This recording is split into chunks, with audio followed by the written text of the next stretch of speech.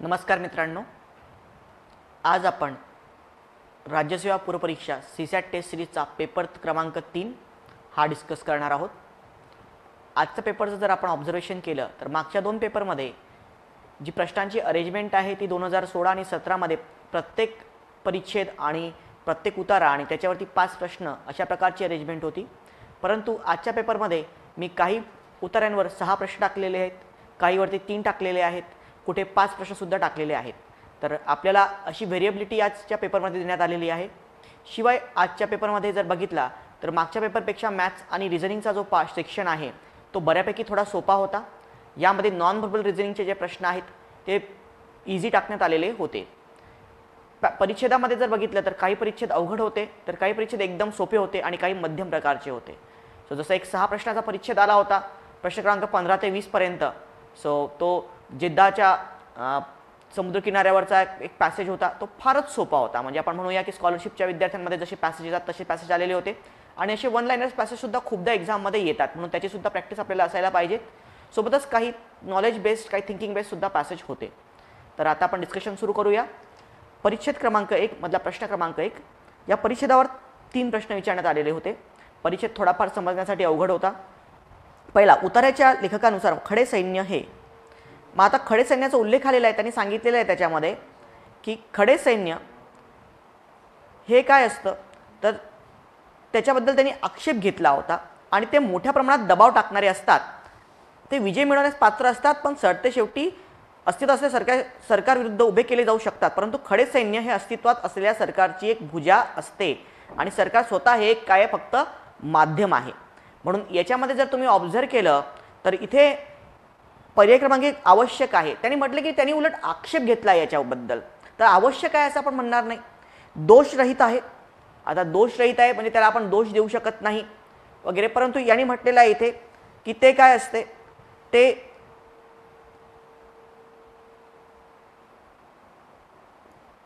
दबाव टाकणारे असते, तसेच विजय मिळवण्यास पात्र असते।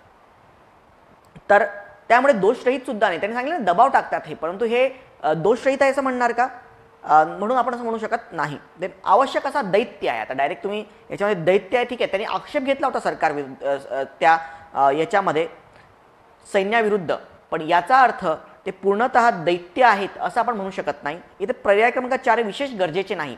आता त्यांनी आक्षेप घेतला होता ना, तो म्हणतो की ते विजय मिळवण्यास पात्र असतात, परंतु ते अस्तित्वात आलेल्या सरकार विरुद्ध उभे केले जाऊ शकतात, पण ते एक सरकारचीच भुजा असते आणि सरकार स्वतःच एक माध्यम आहे। म्हणजेच जे खडे सैन्य आहे बघा, सैन्य आणि खडे सैन्य याच्यामध्ये फरक आहे। तर कंपॅरेटिव्हली जर आपण बघितलं तर बाकी ऑप्शन्सपेक्षा विशेष गरजेचे नाही हे ऑप्शन आपल्याला याच्यामध्ये जास्त प्रिफरेबल होईल, म्हणून उत्तर होणार पर्याय क्रमांक 4। प्रश्न क्रमांक 2, बहुसंख्याकांचे सरकार अल्पसंख्याकांचे चांगले कधी ठरेल, जेव्हा ते न्यायपूर्ण, इथे उल्लेख केलेला आहे की खूपदा बहुसंख्याकांच्या हाती सत्ता असते, मग ते बलिष्ठ सरकार असते ते, परंतु ते सरकार जे असते ते न्यायाधीश असू शकत नाही। आणि त्यानंतर उल्लेख असा सुद्धा केलेला आहे की प्रत्येक मनुष्यात सद्विवेक बुद्धी आहे, तरी कशासाठी आपण सद्विवेक बुद्धी गहाण का ठेवावी, म्हणजे सरकारने काय वापरणं गरजेचं आहे, सद्विवेक बुद्धी वापरणं गरजेचं आहे। मग ते न्यायपूर्ण असेल तर न्यायपूर्ण कदाचित होऊ पण शकतं हे, जेव्हा ते योग्य असेल। आता योग्य कशा प्रकारे, त्यांनी म्हटलं की बहुतांश लोकांना वाटतं की ते योग्य आहे, परंतु योग्य नसतं। देन जेव्हा ते कायदा पाडेल, आणि चौथं आहे ड, जेव्हा ते सद्विवेक बुद्धीस अनुसरून वागेल। तर या सगळ्यांपेक्षा जास्त प्रिफरेबल आन्सर आहे ते म्हणजेच फक्त ड, जेव्हा ते सद्विवेक बुद्धीस अनुसरून वागेल। म्हणून प्रश्न क्रमांक 2चं उत्तर होणार पर्याय क्रमांक 4। प्रश्न क्रमांक 3, खालीपैकी कोणत्या विधानाशी लेखक सर्वात जास्त सहमत आहे, व्यक्ती स्वतंत्रता सरकारपेक्षा मोठी आहे। बघा, पहिली ओळ सांगते की ते सरकार चांगले जे कमीत कमी शासन करते। त्यानंतर त्याच्यामध्ये आणखी मेन्शन केलेलं आहे की ते सर्वोत्तम असते जे अजिबात शासन करत नाही, लोक तयार असतात। म्हणजेच काय, तर शासनाच्या विरोधात लेखक आहे। सो इन जनरल व्यक्ती स्वतंत्रतेवर हा भर देतोय, प्रत्येक व्यक्ती आहे तर ते सरकार सद्विवेक बुद्धीच वापरून असं सुद्धा तो उल्लेख करतो याच्यामध्ये। तर याच्यावरनं हे माहिती होतं की व्यक्ती स्वतंत्रता काय आहे, सरकारपेक्षा मोठी आहे। याच्याबद्दल लेखक सहमत होऊ शकतो। आणखी दुसरं बघा, समाजाच्या प्रगतीसाठी उद्योग समूह सर्वोत्तम असतात। आता उद्योग समूहांचा कुठेही उल्लेखच केलेला नाही, म्हणून ब उत्तर होणार नाही। सरकार आणि सैन्य याची आवश्यकता नसते। आता डायरेक्ट आवश्यकता नसल्याने म्हटलं की सरकार जे कमीत कमी शासन करते, पण त्यांनी सरकारचा उल्लेख केलेला आहे, पण सरकार पूर्णतः ठीक आहे निरुपयोगी असतात परंतु ते बिलकुल आवश्यक नसतात. आणि इथे जो उल्लेख केलेला आहे तो खडे सैन्याचा उल्लेख केलेला आहे पॅसेजमध्ये, फक्त सैन्याचा उल्लेख केलेला नाही, म्हणून हे विधान सुद्धा क होऊ शकणार नाही. आणि राष्ट्र ही संकल्पना कालबाह्य झालेली आहे, तर इथे कुठेही राष्ट्रीय संकल्पना सुद्धा कालबाह्य झालेली आहे माहिती पडत नाही, म्हणून बाकीच्या ब क ड पेक्षा आपण फक्त अ हे ऑप्शन जास्त प्रिफर करू. दुसरा परिच्छेद घेऊयात. प्रश्न क्रमांक 4, संभाव्यता आणि अनुभव यामधील संबंधाबाबत अजूनही स्पष्टीकरणाची गरज आहे. आता पॅसेज आहे तो म्हणतो की संभाव्यतेचा सिद्धांत जो आहे तो समाधानकारक आणि त्याची सातत्यपूर्ण व्याख्या आपल्याकडे नाहीये, आणि संभाव्यता मोजण्यासाठीची कोणतीही समाधानकारक स्वयंसिद्ध यंत्रणा सुद्धा आपल्याकडे नाही, आणि संभाव्यता आणि अनुभव यातील संबंधाबाबत अजूनही स्पष्टीकरणाची आवश्यकता आहे. मग आता याची स्पष्टीकरणाची आवश्यकता का आहे, तर त्यांनी याच्यामध्ये सांगितलेलं आहे की जर संभाव्यताबद्दल आपण बोलतो ही महत्त्वाची भूमिका बजावतात, परंतु आपल्याकडे कुठलाही याचा एक प्रूफ नाही आहे, आणि मग त्यामुळे त्याबद्दल ॲक्च्युली संभाव्यता म्हणजे काय, त्याची शक्यता काय आहे याबद्दल आपल्याला कुठलंही दावा ठरवणं जे आहे ते कठीण होऊन जातं.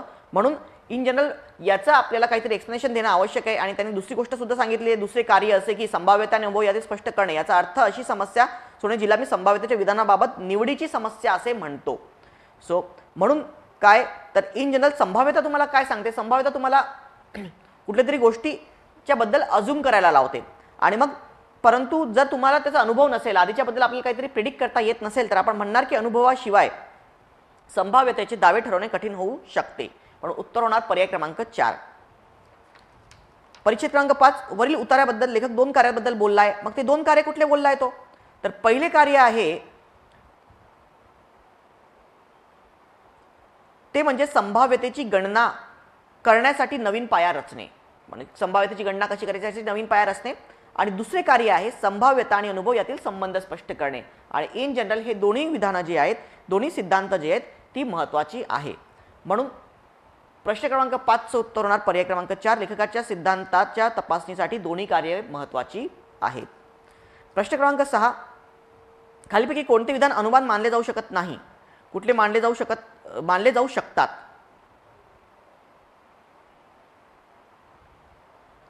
प्रश्न क्रमांक 6, खालीलपैकी कोणती विधाने अनुमान मानली जाऊ शकतात. संभाव्यतेच्या सिद्धांतापासून इथे शब्द आलाय फक्त भौतिकशास्त्र हा विषय काही गोष्टी घेतो. आता फक्त भौतिकशास्त्रामध्ये तर त्याचा उपयोग होतो, पण फक्त भौतिकशास्त्र असं आपण म्हणू शकत नाही, म्हणून पहिला पर्याय चुकीचा होईल. भौतिकशास्त्र हा एकमेव असा विषय आहे जिथे संभाव्यतेच्या सिद्धांताचा वापर योग्यपणे होतो. इथे सुद्धा एकमेव हा शब्द आलेला आहे, तर तुम्ही एकमेव म्हणजे असं निश्चितपणे म्हणू शकत नाही. 3, संभाव्यतेच्या सिद्धांताचा वापर इतर विषयातही होऊ शकतो. इथे म्हटलेलं आहे की संभाव्यता जे प्रायोगिक विज्ञान जे आहे त्याच्यामध्ये अत्यंत महत्त्वाची भूमिका बजावतात, म्हणजेच आणि आणखी मग तो आपल्याला प्रेडिक्शन करायला लावतो वगैरे, म्हणजेच आपण याच्यावर एक अनुमान काढू शकतो की संभाव्यताचा भौतिकशास्त्रच नव्हे तर इतर विषयातही जे प्रायोगिक विज्ञान आहे त्याच्यामध्ये त्याचा वापर होऊ शकतो. म्हणून उत्तर होणार पर्याय क्रमांक 3. भौतिकशास्त्र अत्यंत गणिती स्वरूपाचे आहे, हे याचं एक्सप्लेनेशन होणार नाही, याला आपण विशेष अनुमान असं म्हणणार नाही, म्हणून उत्तर काय होणार पर्याय क्रमांक 3. प्रश्न क्रमांक 6 याचं उत्तर होणार पर्याय क्रमांक 3.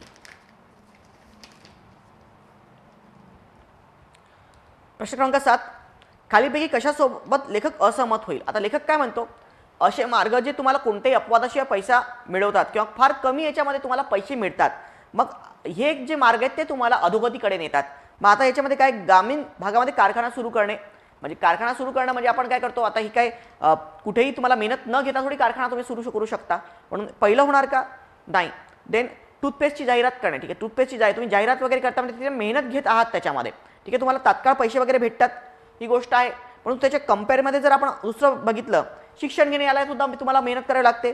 जुगारखान्यात पैसा लावणे आणि जुगारखान्यामध्ये जो पैसा असतो तो तुम्हाला तात्काळ येतो, कुठल्याही अपवादाशिवाय येतो. सो त्याच्यामुळे लेखक मेहनतीशिवाय जो केलेला पैसा आहे आणि ज्याच्यामध्ये आपण इथिक्स यूज करत नाही तसा जो पैसा याच्या विरोधामध्ये लेखक आहे, म्हणून लेखक जुगारखान्यात पैसा लावणे यासोबत बेटली असहमत होईल. नेक्स्ट, वरील परिच्छेदासंबंधात शीर्षक उत्तम राहील. आता लेखकाचं नेहमी या परिच्छेदामध्ये जर आपण बघितलं तर तो म्हणतो की जे काम जे आहे ते चांगलं काम मिळवणं हा ज्याचा तुमचा उद्देश असला पाहिजे. काम तुम्ही चांगल्या रीतीने केलं पाहिजे. तुम्ही कधीही मेहनत न केल्याशिवाय जर पैसा कमवण्याचे स्वप्न बघत असाल तर तुम्ही अधोगतीकडे जाऊ शकता. म्हणजे त्यांनी कामाला काय सर्वस्वी एका प्रकारे आपण म्हणू की कामाला फार महत्त्व देण्यात आलेलं आहे. तुमचं काम ते चांगलं असलं पाहिजे. तुम्ही एकदम चांगलं इथिकली काम केलं पाहिजे. म्हणून याच्यामध्ये जस्ट तुम्ही शीर्षक बघितलं तर प्रयत्नांती परमेश्वर हे शीर्षक होणार नाही, कारण प्रयत्नाबद्दल त्यांनी काही बोललेलं नाहीये त्याच्यामध्ये. प्रयत्न केले पाहिजे, त्यांनी फक्त काम चांगल्या रीतीने आपण केलं पाहिजे, कामाला आपण एक आपलं धोरण ठरवलं पाहिजे याबद्दल तो बोलतोय.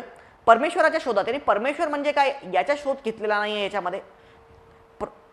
ऑप्शन बरोबर पैसे आणि काम, एक पैसे आणि काम हे थोडे त्यांनी काम सांगितलेलं आहे, त्याच्यातून पैसे भेटतात वगैरे हे सांगितलेलं आहे.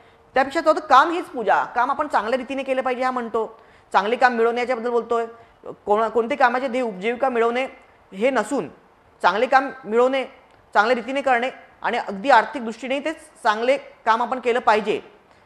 ह्यामुळे याचं उत्तर काय होणार? पर्याय क्रमांक 3. सो 8चं उत्तर होणार पर्याय क्रमांक 3.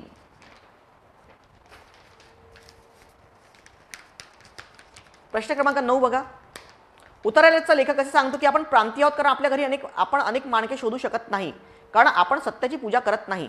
मात्र सत्याचे प्रतिबिंब पुसतो कारण आपण उद्योग आणि व्यवसाय, शेती आणि उत्पादन यांसारख्या अन्य गोष्टीबाबत अत्यंतिक समर्पणे वेढले गेलो असतो आणि संकुचित झालो आहोत, जी केवळ साधने आहेत, साध्य नाही.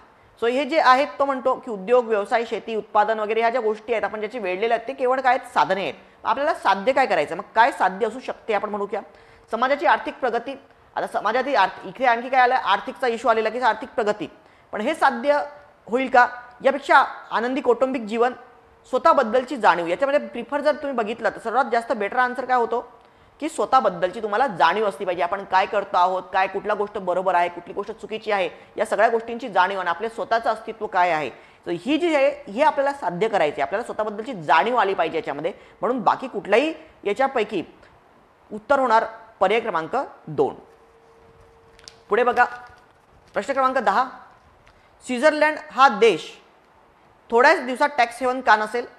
तर याचं स्पष्ट कारण पहिल्याच परिच्छेदामध्ये दिलेलं आहे. कारण करविषयक माहिती देण्यासाठी नवीन आंतरराष्ट्रीय मानके बनवली गेली आहेत, ज्यामुळे जगभरातील टॅक्स हेवन देशासाठी गोष्टी अवघड झालेल्या आहेत. ही गोष्ट स्पष्ट मेन्शन केलेली आहे पॅसेजमध्ये. म्हणून प्रश्न क्रमांक 10चं उत्तर होणार पर्याय क्रमांक 2. प्रश्न क्रमांक 11. सत्यावर आधारित नाही. तुम्ही बघितलं की नव्या मानकाचा परिणाम असेल ज्यामुळे सध्या अस्तित्वात असलेले गुप्तविषयक कायदे कालबाह्य होतील. याच्यामध्ये बरोबर आहे. आता नवीन जर मानके येतील तर स्पष्टपणे आहेत की जुनी जे कायदे आहेत ते काय होतील? कालबाह्य होऊ शकतील. देन नव्या शासन काळात आताच्या शासनाच्या कारकिर्दीतील विनंती केल्यावर माहिती ही जी व्यवस्था अस्तित्वात आहे ती स्वयंचलित पद्धतीने माहिती देणाऱ्या यंत्रणेत परिवर्तित होईल. सो ही गोष्ट सुद्धा डायरेक्टली मेन्शन आहे म्हणून हे पण होणार, पण आपल्याला ते सत्यावर आधारित नाही असं पाहिजे होतं. या नव्या व्यवस्थेमुळे बाहेरच्या देशात लपलेल्या पैशाचा अवघड खुणांचा मार्ग काढणे सोपे जाईल. तर इथे नव्या हे गोष्ट सुद्धा मेन्शन आहे. पण इथे बघा, नव्या व्यवस्थेमुळे सन 2021 पर्यंत भारत देशाबाहेर गेलेली सर्व संपत्ती म्हणजे 2 लाख कोटी रुपये परत आणू शकेल. आता इथे परत कसं आणू शकेल याबद्दल कुठे उल्लेखित नाही. आता पुढे गोष्टी अवघड होतील ज्यांना कर चुकी वगैरे करतात, परंतु याचा अर्थ आता आपण पैसे परत आणू शकू असं कुठेही माहिती पडत नाही. म्हणून पर्याय 4 ही गोष्ट सत्यावर आधारित नाही. म्हणून 11चं उत्तर होणार 4. प्रश्न क्रमांक 12. नवीन मानके सध्या अस्तित्वात असलेल्या मानकांपेक्षा कशा प्रकारे वेगळी आहेत? नवीन मानके कशा प्रकारे वेगळी आहेत हे बघूया. सध्याच्या व्यवस्थेत गुप्तताविषयक कायदे आहेत, तर नव्या मानकानुसार माहिती देण्यास परवानगी असेल. बरोबर आहे हे विधान. सो हा एक डिफरन्स आहे. दुसरं ब विधान बघा. नव्या व्यवस्थेत बँकांना तसेच अधिकाऱ्यांना शिक्षा करण्याची परवानगी असेल जे काळा पैसा धारण करणाऱ्या लोकांना शोधण्यासाठी आणि सरकार करण्यासाठी गुप्तताविषयक कायद्याचा वापर करीत. आता इथे त्यांनी सांगितलं की त्यांना गोष्टी अवघड होत आहेत, परंतु डायरेक्ट शिक्षा करण्याची परवानगी आहे किंवा परवानगी नाही असं कुठेही उल्लेखित नाही. म्हणून ब हे उत्तर बरोबर येणार नाही. देन क. संपत्तीला आर्थिक कृष्णविरोध रोखणे हे नव्या मानकाचे उद्दिष्ट आहे. ही गोष्ट सुद्धा डायरेक्टली मेन्शन आहे. म्हणून याचं उत्तर होणार पर्याय क्रमांक 3 अ आणि क.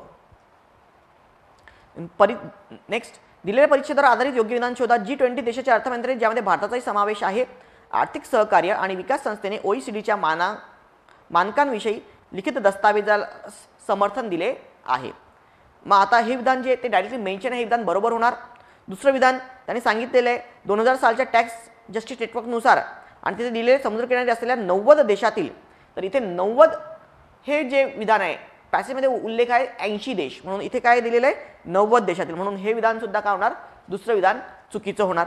तिसरं विधान आहे भारताला कोणतेही नवे नियम बनवण्याची आवश्यकता नाही असं हे कुठेही तुम्हाला माहिती पडत नाही, म्हणून हे विधान सुद्धा चुकीचं होणार. आणि पूर्वीचे दोषी लोकांना नवीन मानके लागू होणार नाहीत हे सुद्धा विधान चुकीचं आहे. म्हणून उत्तर काय होणार तुमचं 13चं पर्याय क्रमांक 1.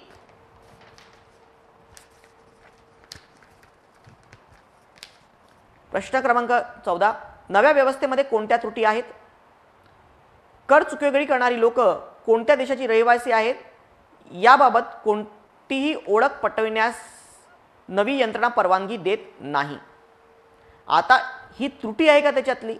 ही त्रुटी कुठेही मेन्शन केलेली नाहीये. आपल्याला त्रुटी शोधायची आहे त्याच्यामध्ये. संस्थापनेतील सर्व लोकांबाबत माहिती घेतली गेली तरी नाही तर सर्वोच्च पातळीवर 1% व्यक्ती या व्यवस्थेतून सहज निटून जाऊ शकतात. ही गोष्ट डायरेक्टली मेन्शन आहे म्हणून ही त्यातली त्रुटी आहे. then बँका सध्या त्यांच्या तिजोऱ्यांचा वापर लोकांना त्यांची संपत्ती सोन्यासारख्या वस्तू साठवण्यास परवानगी देत आहेत. सो अजूनही काय देतात बँका? काहीतरी स्थायू वस्तूंमध्ये सोन्यासारख्या याच्यामध्ये त्यांच्या तिजोरीत वापर करण्यासाठी देत आहेत. ही गोष्ट सुद्धा मेन्शन आहे. म्हणून ब आणि क या त्रुटी होतील तर अत्रुटी होणार नाही. म्हणून उत्तर होणार पर्याय क्रमांक 4 ब आणि क. प्रश्न क्रमांक 15-23 हा सगळ्यात सोपा. आतापर्यंत आपण तिसरा टेस्ट सिरीजचा पेपर चाललेला आहे. या पूर्ण पेपरपैकी आतापर्यंत इतका सोपा पॅसेज मला वाटत नाही आणि 6 प्रश्न याच्यावरती आलेले होते. एक फक्त बाटलीबंद पाण्याचा पण पॅसेज पहिल्या याच्यामध्ये घेतला होता, तो फार फॅक्च्युअल होता आणि त्याच सारखा हा सुद्धा पॅसेज जो आहे हा त्यापेक्षा सुद्धा फार सोपा पॅसेज आहे. तर यात डायरेक्टली उत्तर तुम्हाला सापडतात असे पॅसेज जे असतात ते फार स्कोरिंग असतात आणि म्हणून मी तुम्हाला पहिले पण सांगितले की एकदा पहिले पेपर हातात आल्यानंतर तो पेपर बघा. त्या पेपरमध्ये तुम्ही एकदा बघितलं तर तुमच्या एक लक्षात येणार की कुठला पॅसेज सोपा आहे, कुठला स्कोरिंग आहे. तर ज्याच्यामध्ये जास्त स्कोरिंग करता येतो तो पार्ट तुम्ही आधी सॉल्व्ह करून घ्या. 15 समुद्राखालील प्रवळ भित्तिकेकडे पुन्हा जाण्यासाठी लेखक कशामुळे प्रवृत्त झाला? सो लेखक कशामुळे प्रवृत्त झालाय तर लाल समुद्राचा शांत पृष्ठभाग, समुद्र सूर्यकिरणांचे ओझरते दर्शन. आता सूर्यकिरणाचे ओझरते दर्शन हे उल्लेखित आहे. नितळ निळे पाणी, परंतु त्यापेक्षा पण त्यांनी काय मेन्शन केलेलं आहे त्याच्यामध्ये त्यांनी सुंदर प्रवाळ भित्तिकाचा उल्लेख वगैरे केलेला आहे. सो याच्यामध्ये सगळ्या गोष्टी जर बघितल्या तर पाण्याखालील जगाचे मग सूर्यकिरणाचं ओझरते दर्शन सुद्धा त्याचा पार्ट झाला. तर म्हणून उत्तर करणार 15चं जास्त बेटर आन्सर होणार पर्याय क्रमांक 4 पाण्याखालील जगाचे अद्वितीय सौंदर्य. म्हणून याचं उत्तर होणार पर्याय क्रमांक 4. देन प्रश्न क्रमांक 16 आणि ते मी खरखरीच केले देखील या वाक्यातून काय प्रतीत होते? तर त्यांनी त्याच्यामध्ये उल्लेख केलेला आहे की एकदा त्यांनी बुडी मारली, त्यानंतर पाण्याखालील त्या नंतर परत जो पाण्याच्या वर आला तर पाण्याखालील त्या अत्यंत सुंदर अशा जगात जाण्याची निगळ मला पुन्हा भासू लागली आणि मग ते मी केले देखील. म्हणजे त्याने पुन्हा त्याच्यामध्ये काय केलं? बुडी मारली. मग लेखकाने चेहऱ्यावर मास्क चढवला, हे होणार का? नाही. लेखकाने पायात फ्लिपरची जोडी सरकवली, हे सुद्धा होणार नाही. लेखकाने सूर्यकिरणांचे ओझरते दर्शन घेतले, यापेक्षा बेटर काय होणार? पर्याय क्रमांक 4 यांपैकी कोणतेही नाही. म्हणून 16चं उत्तर कोण होणार? पर्याय क्रमांक 4. जेद्दाच्या समुद्र किनाऱ्यावर लेखक काय करत होता? तो एका छोट्या अपघातात सापडला, तो लाल समुद्रात बुडाला, त्याने लाल समुद्रात बुडी मारली आणि तो समुद्र किनाऱ्यावर वाढून चालला. म्हणून उत्तर काय होणार? 17चं पर्याय क्रमांक 3 त्यानेच लाल समुद्रात बुडी मारली. प्रश्न क्रमांक 18 कोणत्या गोष्टीमुळे लाल समुद्राचे कॅरिबियन समुद्र व दक्षिण समुद्रावर साधर्म्य आहे? तर याचं उत्तर काय होणार? माशांच्या विविध तर्रा, ही गोष्ट मेन्शन नाहीये. सुंदर प्रवाळ भित्तिका, सुंदर प्रवाळ भित्तिका आहे फक्त त्या जेद्दाच्या समुद्र किनाऱ्याजवळ असं उल्लेखित आहे, पण बाकी कुठे मेन्शन आहे का? तर याच्यामध्ये कॅरिबियन किंवा दक्षिण समुद्र इथे असं मेन्शन केलेलं नाही. म्हणून उत्तर काय होणार? पर्याय क्रमांक 3 स्वच्छ व नितळ पाणी. फ्रिंजिंग रिप म्हणजे काय? सो सरळ गोष्ट आहे. फ्रिंजिंग रिप म्हणजे काय? तुम्हाला आता तुम्ही जीएस वगैरे पण शिकता, तुम्हाला पण एक माहिती आहे फ्रिंजिंग रिप म्हणजे काय आहे, भूगोलाचा पार्ट आहे हा. सो इन जनरल एकत्र जमा आणि पॅसेजमध्ये मेन्शनच आहे की एकत्र जमा झालेला कॅल्शियमचा संचय. म्हणून 19चं उत्तर होणार पर्याय क्रमांक 1. प्रश्न क्रमांक 20 जेद्दाच्या जवळच्या लाल समुद्राच्या किनाऱ्यावर मासेमारी करणे हे कसे असते? तर याचं उत्तर काय येणार? नंबर 3 सोपे होते कारण मासे पृष्ठभागावर स्पष्टपणे दिसत, ही गोष्ट सुद्धा मेन्शन आहे. म्हणून 20चं उत्तर होणार पर्याय क्रमांक 3. आता प्रश्न क्रमांक 21 बस्तरमधील आदिवासी बांधवांनी पाईनच्या लागवडीस विरोध केल्याचे मुख्य कारण कोणते आहे? तर परिच्छेदामध्ये उल्लेखित आहे. त्याच्यामध्ये त्यांनी सांगितलेलं आहे की आपल्याला अनेक लाभ देणाऱ्या नैसर्गिक अरण्याची, म्हणजेच काय अनेक लाभ देत होती म्हणजेच त्यांच्यासाठी ती काय होती? फार फायद्याची होती. म्हणून प्रश्न क्रमांक 21चं उत्तर होणार पर्याय क्रमांक 4 अस्तित्वात असलेली वने त्यांना खूप फायदा मिळवून देणारी होती. प्रश्न क्रमांक 22 छपारा ब्लॉकमधील गोंड आदिवासींचे चारोळीचे उत्पन्न वाढण्याचे मुख्य कारण कोणते होते? तर त्याचं उत्तर काय होणार? स्पष्ट मेन्शन आहे पर्याय क्रमांक 3 त्या परिसरातील लोकांनी एकत्र येऊन संयमाने वन व्यवस्थापन केले. म्हणून उत्तर होणार पर्याय क्रमांक 3. प्रश्न क्रमांक 23 निसर्गाच्या संपत्तीचा योग्य वापर करताना तळागाळातील लोकांचा विकास घडायचा असेल तर खालीलपैकी कोणत्या बाबी आवश्यक आहेत? तर याचं सुद्धा उत्तर होणार पर्याय क्रमांक 3, लोकांना विश्वासात घेऊन योग्य वैज्ञानिक माहितीच्या आधारे नव्या स्वरूपाचे वन व्यवस्थापन करणे. 23चं उत्तर होणार पर्याय क्रमांक 3. प्रश्न क्रमांक 24, भारतातील मागील अनेक वर्षांचे निसर्ग संपत्तीचे व्यवस्थापन सुयोग्य नसल्यामुळे वनक्षेत्रातील लोकांसाठी अन्यायकारक आहे. ही गोष्ट योग्य आहे आणि यांनी याच्यामध्ये विचारलं योग्य नाहीत. योग्य नाहीत म्हणजेच काय, अयोग्य असणे. म्हणून इथे हे जे विधान आहे हे चुकीचं विधान नाही, हे बरोबर विधान आहे, त्यामुळे हे अयोग्य नाही आहे. देन पाईन हे झाड बस्तर परिसरातील भूमीतील वनक्षेत्र म्हणून विकसित होणे अशक्य होते. डायरेक्ट अशक्यच होते असं तुम्ही सांगू शकत नाही. ते कठीण असेल पण अशक्य होते, ते होऊच शकत नाही असं इथे डेफिनेटिव्ह वर्ड आला म्हणून हे विधान काय होणार, अयोग्य होणार. आणि अयोग्यच आपल्याला विचारलेलं आहे. उपग्रहातून होणाऱ्या वनवर्णाच्या छाननीमध्ये वनांची प्रत व वनवर्णाच्या टक्केवारीचे आकडे मिळणे हे विश्वासार्ह नाही. म्हणून याचं उत्तर काय होणार. सो हे सुद्धा आता यांनी काय सांगितले की उपग्रहातून होणारे विश्वासार्ह नाही, उलट त्यांनी सांगितले उपग्रहाची जेव्हा छाननी केली तेव्हा आपल्याकडे जे आधीचे आकडे होते हे याच्यावर ते चुकीचे आढळलेत. म्हणून हे विधान सुद्धा काय होणार, हे सुद्धा अयोग्य होईल. मग आता यांनी विचारलं की योग्य नाहीत म्हणजे अयोग्यच विधान विचारलेली आहे. तर ब आणि क अयोग्य आहेत. म्हणजेच याचा अर्थ काय, तर उत्तर होणार पर्याय क्रमांक 2 अ वगळता वरील सर्व काय आहेत, अयोग्य आहेत. प्रश्न क्रमांक 25, वरील परिच्छेदात खालीलपैकी योग्य शीर्षक निवडा. तर हा इथे शीर्षक फार सोपा आहे, तो म्हणजे योग्य वन व्यवस्थापन विकास. उत्तर होणार पर्याय क्रमांक 3.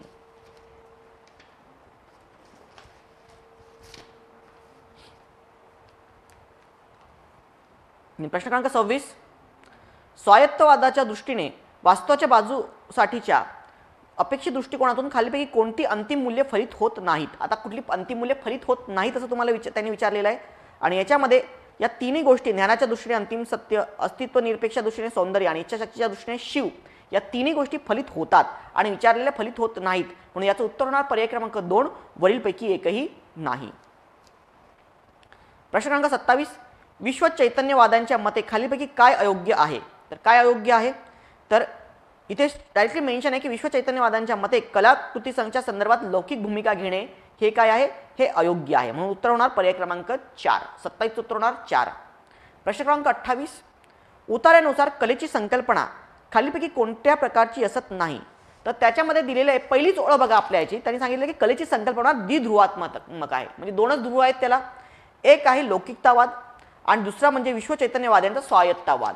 मग आता इथे एक लौकिकतावाद एक उल्लेखित आहे आणि स्वायत्तवाद उल्लेखित आहे, पण जीवनवाद असा गोष्ट कुठेही उल्लेखित नाही किंवा ती तुम्हाला माहिती सुद्धा पडत नाही. म्हणून 28चं उत्तर होणार पर्याय क्रमांक 2 जीवनवादी. देन प्रश्न क्रमांक 29, अलौकिक सौंदर्यानुभवामध्ये ज्ञानाचा दृष्टिकोन सहभागी असतो आणि ब आहे अलौकिक कलानुभवामध्ये नीतीचा दृष्टिकोन सम्मिलित असतो. आता याच्यामध्ये तुम्ही जर पॅसेज बघितला तर त्याच्यामध्ये उल्लेख आहे की ज्ञानाच्या व नीतीच्या क्षेत्रातील दृष्टिकोनात जे सौंदर्यानुभव आणि कलानुभव जे अलौकिक आहेत याचे अनुभव त्याज्य असतात. मग त्याज्य असतात म्हणजेच काय, ते त्याचा पाठ नसतात. त्याज्य असणे म्हणजेच काय, त्याचा भाग नसणे. आणि हा म्हणतो की सहभागी असतो किंवा सम्मिलित असतो. त्यामुळे ही दोन्ही विधानं काय आहेत, चुकीची आहेत. आणि त्यांनी तेच विचारलं की सत्य नाहीत म्हणजेच असत्य विधानं विचारलेली आहेत. म्हणून उत्तर होणार इथे आपला पर्याय क्रमांक 3. प्रश्न क्रमांक 30, लौकिक जीवनातील संकल्पनाचा सौंदर्य निकष म्हणून वापरल्या जातात. हे चैतन्यवाद्यांच्या भूमिकेच्या विरोधकांचं मत आहे. तर हे मत आहे उल्लेखित. देन लौकिक जीवनातील संकल्पना कला मूल्याचा निकष म्हणून वापरल्या जातात. ही गोष्ट सुद्धा काय आहे, उल्लेखित आहे. लौकिक जीवनातील संकल्पना सौंदर्य यांचा काहीच संबंध नसतो, एकदम काहीही संबंध नसतो असं विधान तुम्ही घेऊ शकत नाही. म्हणून उत्तर होणार तुमचं पर्याय क्रमांक 1 क वगळता वरील सर्व. म्हणून 30चं उत्तर होणार पर्याय क्रमांक 1. त्यानंतर नेक्स्ट परिच्छेद घेऊया. या परिच्छेदाची लँग्वेज थोडी टफ होती. सो 31, मुळात संपूर्ण विज्ञान हे स्वप्न आणि अज्ञाताचं सुंदर विकसित पुष्प आहे. उतार्याच्या संदर्भात या विधानाला पुष्टी देणारे सर्वात योग्य विधान निवडा. सो आता याच्यामध्ये त्यांनी सांगितलं स्वप्न आणि अज्ञान. तर आता एखाद्या गोष्टीवर आपण विचार करतो, आपल्याला ते स्वप्न वाटतं सुरुवातीला, ते अज्ञान असतं आणि त्यानंतर मग त्यातनं काय होतं, आपण ती गोष्ट डेव्हलप करत जातो. म्हणजे ती कोणाला आधी आपल्याला वाटते की ती गोष्ट अस्तित्वात नाही आहे, परंतु त्याला आपण एखाद्या मागे लागलो आणि ती गोष्ट आपण काय करतो, डिस्कवर करतो. तर मग म्हणून याच्यामध्ये जर बघितलं तर स्वयंचलित वाहनाचा शोध बुद्धीच्या जोरावर प्रथम कार्यकारण भावातून शोधून लावला गेला. इथे सांगितले कार्यकारण भाव तर नसतोच तेव्हा, फक्त आपण काहीतरी एक इमॅजिन करतो ती गोष्ट आणि त्याच्या मागे, तर आपल्याला कार्यकारण भाव तर माहितीच नसतो. म्हणून पहिलं विधान बरोबर येणार नाही. सर्वात आधी पात्रे सुचत नाहीत. आपल्याला एखादी कादंबरी काढायची आहे, तर पहिले कादंबरी असं आपण काढायची आणि त्यानंतर आपण पात्राचा विचार करू, ती गोष्ट होणार याच्यामध्ये. म्हणून याच्यामध्ये बेटर आहे शास्त्रज्ञाला वैज्ञानिक रहस्य अगोदर समजणे. रहस्य त्याला माहिती पडत नाही, पहिले त्याला एखादी संकल्पना त्याच्या मनात येते आणि त्याच्यावर तो त्याच्या मागे लागतो, नंतर मग त्या गोष्टी शोधतो. म्हणून बेटर होणार गायकाला अज्ञानातून एखादी ताण सापडणे आणि त्यातून एक सुंदर राग तयार होणे. म्हणजे त्याला काय आहे, त्याला अज्ञान होतं, त्याला असं वाटलं की एखादी ताण आपण अशी होईल आणि त्याच्यानंतरच तो त्याच्यावर एक सुंदर राग तयार करतो. तर म्हणून उत्तर करणार इथे पर्याय क्रमांक 4. ते नेक्स्ट प्रश्न आहे, हिग्स बोसॉन कणासंदर्भात कोणती विधाने असत्य नाहीत? असत्य नाहीत म्हणजेच काय? सत्य आहेत. हा कण नेमका कुठून आला हे शास्त्रज्ञांना अजूनही सांगता येत नाही. बरोबर आहे, शास्त्र म्हणतात हा कुठून आला, तर हा अज्ञानातून आला. म्हणजे अजूनही आपल्याला हे कुठून आला हे माहिती नाही आहे. तो आला आणि पुन्हा चालला गेला. हा कण विश्वाच्या उत्पत्ती संदर्भात महत्त्वाचा दुवा आहे व विश्वाच्या लयासंदर्भातही महत्त्वाची माहिती पुरवतो. पण याबाबत इथे तसं बघितलं तर ही गोष्ट सत्य आहे, परंतु इथे ही गोष्ट कुठेही पूर्णतः मेन्शन केलेली नाही. सो त्याच्यामुळे इथे फक्त म्हणजे पर्याय क्रमांक 1 हेच उत्तर बरोबर होईल. प्रश्न क्रमांक 33, खऱ्या वैज्ञानिक वृत्तीमध्ये कुठल्या गोष्टी महत्त्वाच्या आहेत? तर आता तर्कबुद्धीला पटणारीच कल्पना. उलट वैज्ञानिक वृत्तीमध्ये तो म्हणतो की ज्या गोष्टी पटत नाहीत, म्हणजेच काय असंभाव्य गोष्टी वाटतात, कल्पोकल्पित वाटतात, गृहीत वाटतात, या गोष्टी उलट महत्त्वाच्या आहेत असं लेखकाला वाटतं. तर्कबुद्धीला पटणारी जी कल्पना आहे त्याच्यावरनं तर आपण मग विज्ञानाचा शोधच लावू शकत नाही. म्हणून उत्तर काय येतो पर्याय क्रमांक 3. अ सोडून बाकी जे आहेत ब, क, ड आणि ई हे, म्हणून 33चं उत्तर होणार पर्याय क्रमांक 3. प्रश्न क्रमांक 34, आजवर जगात वैज्ञानिक दृष्टीने पाहिल्यास सर्वच स्वप्ने सत्यात उतरतात. आता जगातले सगळेच स्वप्ने सत्यात उतरतात, इथे डेफिनेटिव्ह वर्ड आला तो म्हणजेच काय? सर्व. तर हे आपण सर्व असं म्हणू शकत नाही, म्हणून सर्वच स्वप्ने सत्यात उतरतात हे विधान काय होणार? चुकीचं होणार. ब, विज्ञानामुळे खूप साऱ्या शक्यता असतात म्हणूनच स्वप्ने वास्तवात येऊ शकतात. सो इथे विज्ञानात खूप साऱ्या शक्यता असतात आणि म्हणून स्वप्ने काय असतात? वास्तवात येऊ शकतात. ही गोष्ट बरोबर होईल, म्हणून इथे उत्तर होणार फक्त ब, पर्याय क्रमांक 2. देन प्रश्न क्रमांक 35, हिग्स बोसॉन कण शोधण्यासाठीचे संशोधन जवळपास 50 वर्षे सुरू होते. इथे उल्लेखित आहे की 5 दशके, आणि 5 दशके म्हणजेच काय होतं? 50 वर्ष. इथे यांनी विचारलंय की सत्य नाहीत म्हणजेच काय? असत्य आहे, परंतु हे विधान जे आहे ते सत्य आहे. मेंदूमध्ये एखाद्या शोधाचे बीज कसे येते याचे रासायनिक पृथक्करण शोधणे अशक्य आहे. डायरेक्ट याचं अशक्य आहे असं आपण डायरेक्टली म्हणू शकत नाही, म्हणून हे विधान काय होणार? असत्य होईल. न्यूटनने लावलेला शोध हा कार्यकारण भाव माहिती असल्यामुळे लागला. उलट न्यूटनकडे कार्यकारण भाव माहिती नव्हता, त्यांनी त्याच्यावरती विचार केला आणि त्याच्यानंतर त्यावर तर्क लावत गेला, म्हणून हे सुद्धा विधान काय होणार? चुकीचं होणार. म्हणून इथे उत्तर होणार अ वगळता वरील सर्व, म्हणजेच काय? पर्याय क्रमांक 4. 36 ते 40, लेखकाच्या मते गरिबांच्या विरोधात जाणारे अर्थशास्त्री मिथक कुठले? तर इथे उल्लेखित केलेलं आहे की अर्थसंकल्पीय तूट कमी करायची हे जे मिथक आहे. मग आता त्याच्यामध्ये तो म्हणतो की गरिबांना आता शेवटी तुम्हाला काय कर्ज घ्यावे लागतं, योजनांवर खर्च करावाच लागतो गरिबांना सबळ बनवायचं असेल तर, परंतु धनधाकड्या लोकांना काय हेच नको असतं. तो अर्थसंकल्पीय तूट आटोक्यात ठेवली पाहिजे असं हे जे विधान आहे हे काय? हे गरिबांच्या विरोधात जाणारं मिथक आहे, म्हणून उत्तर होणार पर्याय क्रमांक 4. देन प्रश्न क्रमांक 37, सरकारने बलाढ्य कंपन्यांवर सार्वजनिक हिताकरता योग्य असे नियंत्रण ठेवायला हवे. अर्थसंकल्पीय तूट ही महागाई वाढू नये यासाठी आटोक्यात ठेवायला हवी. आता ही जी विधानं आहेत अ आणि ब, ही दोन्ही विधानं जी आहेत ती अर्थविचार स्पष्ट करणारी आहेत. बघा, चीन हा देश अमेरिकेचा अर्थशास्त्र वापरत आहे असं कुठेही उल्लेखित नाहीये, आणि तोच अर्थविचार गरिबांचे कल्याण करू शकतो हे सुद्धा विधान काय होणार? चुकीचं होणार. म्हणून उत्तर होणार क वगळता वरील सर्व. सो क वगळता वरील सर्व विधाने जी आहेत ती लेखकाच्या बाजूने अर्थविचार स्पष्ट करणारी आहेत.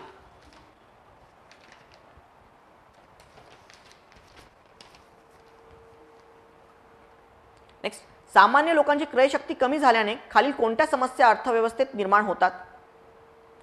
मागणी वाढते. महागाई, आता मागणी वाढते असं म्हणणार का तुम्ही? आपल्याला उलट क्रयशक्ती कमी होते त्याच्यामुळे मागणी कमी होते त्याची, म्हणून अ होणार नाही. बचत वाढत नाही, हो यांनी सांगितलं की बचत त्याच्यामुळे वाढत नाही. देन महागाई कमी होते. आता महागाई कमी होते हेही आपल्याला हेही होते असं मेन्शन केलेले का? नाही. आणि गुंतवणूक वाढत नाही, तर ही गोष्ट मेन्शन केलेली आहे. म्हणून अ आणि क, मागणी वाढते आणि महागाई कमी होते, ह्या गोष्टी काय आहेत? या गोष्टी, या समस्या, महागाई कमी होते या गोष्टी मेन्शन केलेल्या नाहीत आणि ह्या एक समस्या नाही आहे, तर त्याच्यामुळे ही जे विधान आहे याच्यामध्ये अ आणि क वगळता वरील सर्व म्हणजेच पर्याय क्रमांक 3 हे 38चं उत्तर होईल. प्रश्न क्रमांक 39, कल्याणकारी राज्य ही संकल्पना समाजवादी या गटात असणारे लोक बोलतात असे बलाढ्यांना वाटते. आता यांनी विचारलेलं की सत्य नाहीत म्हणजेच काय, असत्य आहेत. मग आता असत्य विधान, कल्याणकारी राज्य ही संकल्पना काय, समाजवादी गटात असणारे लोक बोलतात असे काय बलाढ्यांना वाटते. आता हे विधान काय, हे सत्य आहे, पण आपल्याला असत्य विचारायचं आहे. सरकारी यंत्रणा व्यवहार्य गोष्टीपेक्षा पुस्तकी गृहीतकार चालते असे लेखकाला वाटते. ही सुद्धा गोष्ट मेन्शन आहे, म्हणून हे विधान बरोबर आहे, पण आपल्याला असत्य विधान पाहिजे. अमेरिकेतील बहुसंख्य लोकांना आर्थिकदृष्ट्या भविष्याची चिंता नाही, उलट भविष्याची चिंता असते किंवा भविष्याची चिंता आहे हे विधान आहे, म्हणून उत्तर काय होणार, क हे विधान असत्य होईल किंवा सत्य होणार नाही, म्हणून 39चं उत्तर होणार पर्याय क्रमांक 3. प्रश्न क्रमांक 40, सामान्य लोकांच्या विरोधातील खालीलपैकी कोणत्या गोष्टीवर लेखक टीका करत आहे.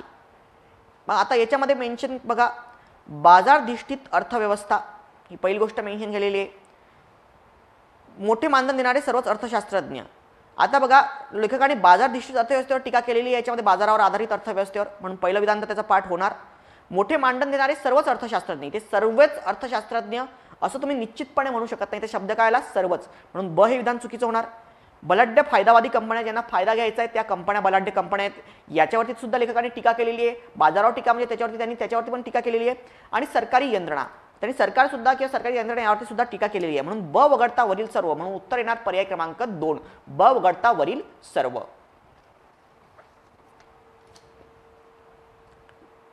नेक्स्ट आता घेऊया इंग्लिश कॉम्प्रिहेन्शनवरती. यावेळी सुद्धा जवळपास 10 प्रश्न हे इंग्रजी कॉम्प्रिहेन्शनवरती होते. इन जनरल 10 प्रश्न इंग्रजी कॉम्प्रिहेन्शनवरती आपण जर बघितलं तर 2013ला जवळपास 5 प्रश्न इंग्लिश कॉम्प्रिहेन्शनवरती होते, ज्याचं मराठी ट्रान्सलेशन होतं. त्यानंतर 8 आले, 2014ला 8 प्रश्न होते आणि 2015ला तर 13 प्रश्न इंग्रजी कॉम्प्रिहेन्शनवर होते. 10 प्रश्न इंग्रजी कॉम्प्रिहेन्शन याच्यासाठी टाकण्यात येत आहेत. मागच्या 16 आणि 17 वाजता तर केवळ 5 प्रश्न इंग्रजी कॉम्प्रिहेन्शनवर येत आहेत, परंतु खूपदा एखादा सायन्सचा पॅसेज असतो तो सुद्धा आपल्याला इंग्रजीतनं सॉल्व्ह करावा लागतो, म्हणून मी इथे 10 प्रश्न पेपरमध्ये इंग्रजी कॉम्प्रिहेन्शनवर टाकत आहे. कारण एक्झाममध्ये एकतर तुम्हाला बायलिंग्वल जेव्हा पॅसेज असतात त्यामध्ये सुद्धा सायन्सचा पॅसेज हा इंग्रजीतनंच सॉल्व्ह करावा लागतो किंवा तो बेसिक बेटर राहतो, आणि दुसरा इंग्रजी सेक्शनमध्ये आलेला सुद्धा पॅसेज असतो, म्हणून उत्तर मी याच्यामध्ये 10 प्रश्न इंग्रजी कॉम्प्रिहेन्शनवर टाकलेले आहेत. सो प्रश्न क्रमांक 41 बघा, the above passage does not talk about, वरील पॅसेज कशाबद्दल बोलत नाही आहे. Essential nature of commuting, additive cost of commuting, then changing nature of social values and rise of knowledge economy. So आता याच्यामध्ये लेखक कशाबद्दल बोलत नाही आहे, तर changing nature of the social values हे जास्त बेटर आन्सर येणार, कारण इथे त्यांनी कुठेही सोशल व्हॅल्यूजचा उल्लेख केलेला नाही आहे, म्हणून उत्तर होणार पर्याय क्रमांक 3. Then 42, which of the following can be the most appropriate title of the passage. त्यांनी म्हटलं की आता अशा प्रकारे चेंज होत आहेत, आता काय तुम्हाला ट्रॅव्हलिंग वगैरे करण्याची गरज होत नाही वगैरे. So that is nothing but what, आणि एंडचा जो पॅरा असतो जो टायटलला महत्त्वाचा असतो, तर त्यांनी म्हटलं की new third wave of economy. So third wave economy हे जास्त ॲप्रोप्रिएट टायटल होईल, म्हणून उत्तर होणार पर्याय क्रमांक 3. Which of the following statement can be deducted from the given passage. So 43चं उत्तर काय होणार, काय डिडक्ट करू शकता, rise in transportation cost leads to the loss in productivity. So आता ट्रान्सपोर्टेशन कॉस्ट वाढल्यामुळे प्रोडक्टिव्हिटी लॉस होते. Then commuting is the least productive aspect of the today's economy. Yes, आणि renewed emphasis on the family pushing down the telecom cost, हे सुद्धा होणार नाही. So better answer होणार याचं, commuting is the least productive aspect of the today's economy, म्हणून 43चं उत्तर काय होणार, नंबर 2.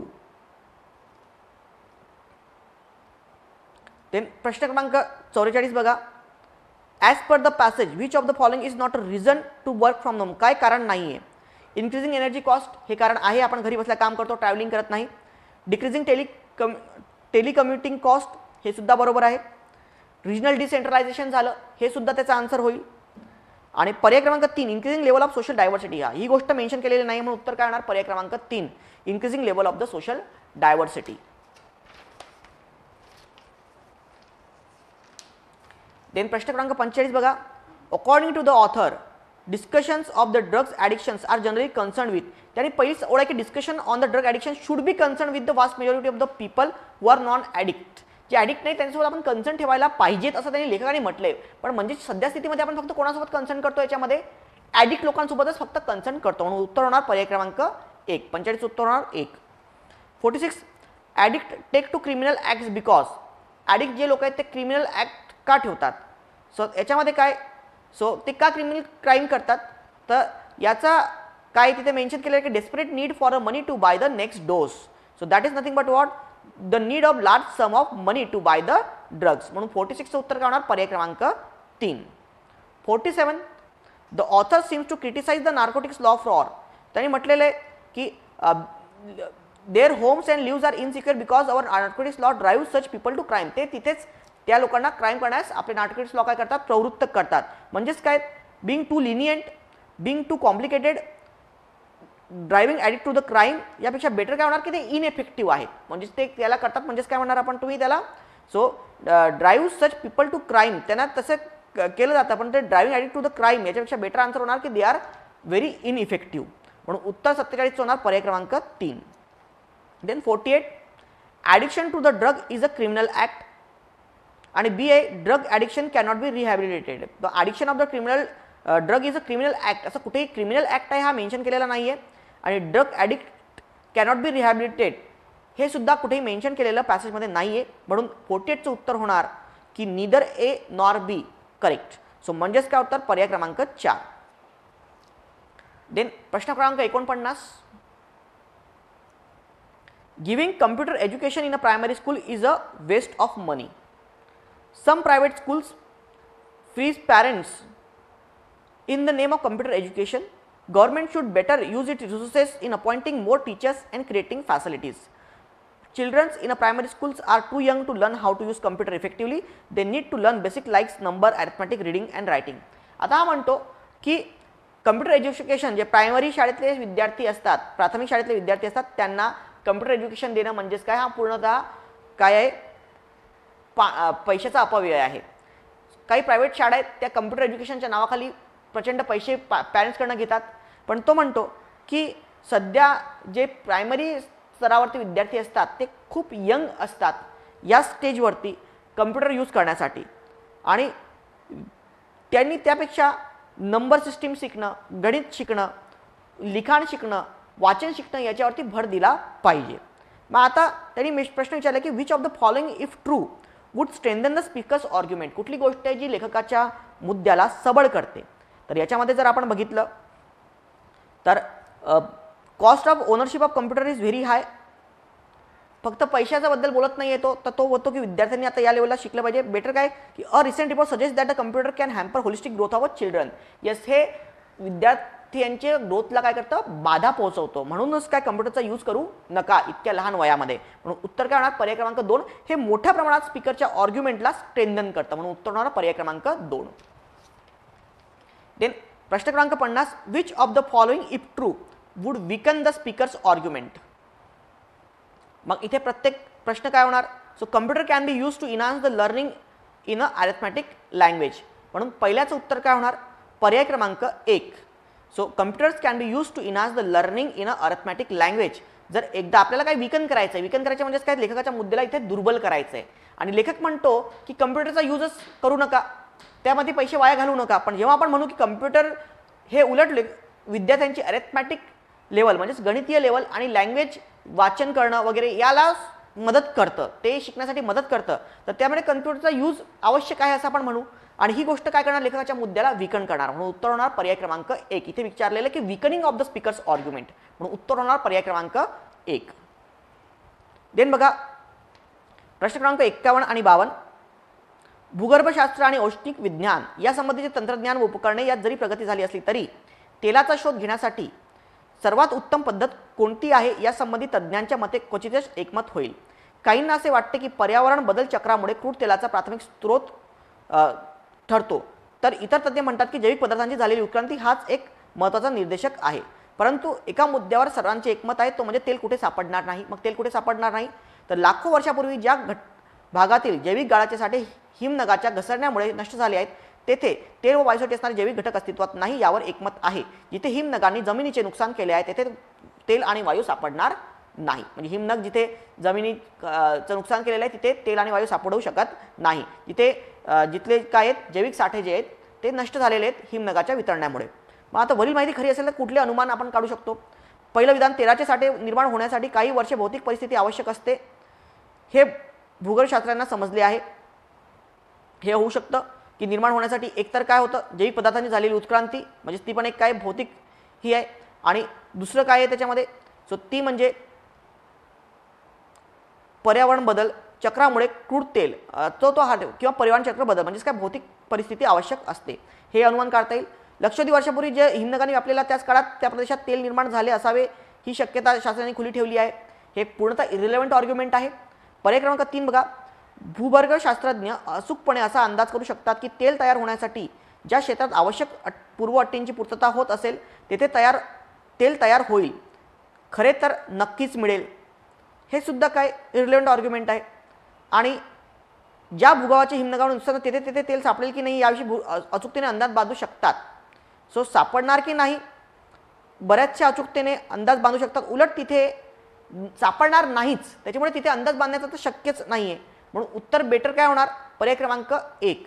सो ही गोष्ट हा अनुमान आपण निश्चितपणे काढू शकतो की भौतिक परिस्थिती आवश्यक असते, हे भूगोलशास्त्रांना समजले आहे. खालीलपैकी कोणते विधान जर खरे असेल तर शास्त्रज्ञांच्या दृष्टिकोनाला कमकुवत करेल. आता येथे काय विचारलं त्यांनी, निर्बल ठरवेल किंवा कमकुवत करेल. तर मग आता पर्याय क्रमांक 1, वर वर्णन केलेल्या जैविक गाळाच्या साठ्यांपैकी तुलनेने फारच थोडे साठे जमिनीच्या खाली असल्याचे माहीत झाले आहे. पण ही गोष्ट पण सुद्धा काय तुम्हाला लेखकाच्या मुद्द्याला जी आहे ती निर्बल करत नाहीये, मोठ्या प्रमाणात कमकुवत करत नाही. पर्याय क्रमांक 4 बघा, पृथ्वीवरील जमिनीच्या संपूर्ण थराखाली इथे म्हणजे काय संपूर्ण तेलाचे साठे अस्तित्वात आहे व जमिनीच्या थरातील फुटीमुळे ते साठे जमिनीच्या पृष्ठभागाच्या जास्त जवळ येतात. आणि म्हणजे काय तो सर्व थराखाली तेलाचे साठे आहे. पण इथे उल्लेखित केलेला आहे की पॅसेजमध्ये की हिमनगाच्या घसरण्यामुळे जे गोष्टी नष्ट झालेल्या आहेत तिथे जैविक घटक अस्तित्वात नाही, म्हणून त्याचे तेल आणि वायू सापडणार नाही असं निश्चितपणे काय सांगतात जे सायंटिस्ट आहेत ते सांगतात. म्हणून इथे हा म्हणतो की संपूर्ण थराखाली तेलाचा साठा आहे. तर हे विधान निश्चितपणे काय करतं, लेखाच्या मुद्द्याला निर्बल ठरवतं. म्हणून 52चं उत्तर काय होणार, पर्याय क्रमांक 4. 53 बघा, सामाजिक विकास कार्यक्रमाचे नियोजन करताना देखरेख ठेवणे हा त्यातील अविभाज्य भाग झालेला आहे. असाही सल्ला दिला जातो की सल्ला काय दिला जातो, सर्व कार्यक्रमासाठी व्यवस्थापनाला माहिती देण्याची पद्धत विकसित केली गेली पाहिजे. आपण माहिती देण्याची पद्धत विकसित केली गेली पाहिजे सर्व कार्यक्रमासाठी व्यवस्थापनाला माहिती देण्यासाठी. यामुळे जे कार्यकर्ते असतात त्यांच्या कार्यकौशल्याविषयी माहिती मिळणे शक्य होते आणि किती कार्यक्षमतेने सेवा पुरवल्या जातील तेही कळून येते. आणि किती कार्यक्षमतेने सेवा पुरवल्या जातील तेही कळून येते. मग आता याच्यामध्ये बघा पहिला निष्कर्ष बघा, सामाजिक विकासाच्या सर्व कार्यक्रमांचे मूल्यमापन केले पाहिजे. त्यांनी म्हटलेच आहे याच्यामध्ये की काय असाही सल्ला दिला जातो की सर्व कार्यक्रमासाठी व्यवस्थापनाला माहिती देण्याची पद्धत विकसित केली गेली पाहिजे. आणि याचा अर्थच काय की त्याचं मूल्यमापन केलं गेलं पाहिजे. आणि सर्व इथे उल्लेखित आहे, परंतु पॅसेजमध्ये सुद्धा सर्व हा शब्द उल्लेखित आहे. प्रश्न क्रमांक 2, निष्कर्ष क्रमांक 2, कार्यकर्त्यांना कार्यकौशल्यावर देखरेख ठेवणे गरजेचे आहे. आता इथे मेन्शन केलेलं आहे की ते किती सेवा पुरवतील हे कळतं आपल्याला, त्यांच्या कार्यकौशल्याविषयी आपल्याला माहिती मिळते, परंतु ते डायरेक्ट आपण काय म्हणू की डायरेक्ट गरजेचं आहे असं आपण निश्चितपणे सांगू शकत नाही. सो त्याच्यामुळे पर्याय क्रमांक 1 हे तुमचं उत्तर, फक्त निष्कर्ष 1 बरोबर आहे, हे बरोबर होईल. आता आपण प्रश्न क्रमांक 54 घेऊया. यामध्ये रोहित, अजिंक्य आणि हार्दिक हे विराटने एका सामन्यामध्ये काढलेल्या धावांविषयी बोलत होते. तर मग आपल्याला विराटच्या धावा किती हे काढायचं आहे. मग इथे 3 स्टेटमेंट्स आपल्याला दिलेले आहेत. मग ते 3 स्टेटमेंट कुठले कुठले आहेत, तर सर्वात पहिलं स्टेटमेंट आहे, रोहित म्हणतो की विराटच्या धावांची संख्या जी आहे ती किती आहे, कमीत कमी 10 आहे.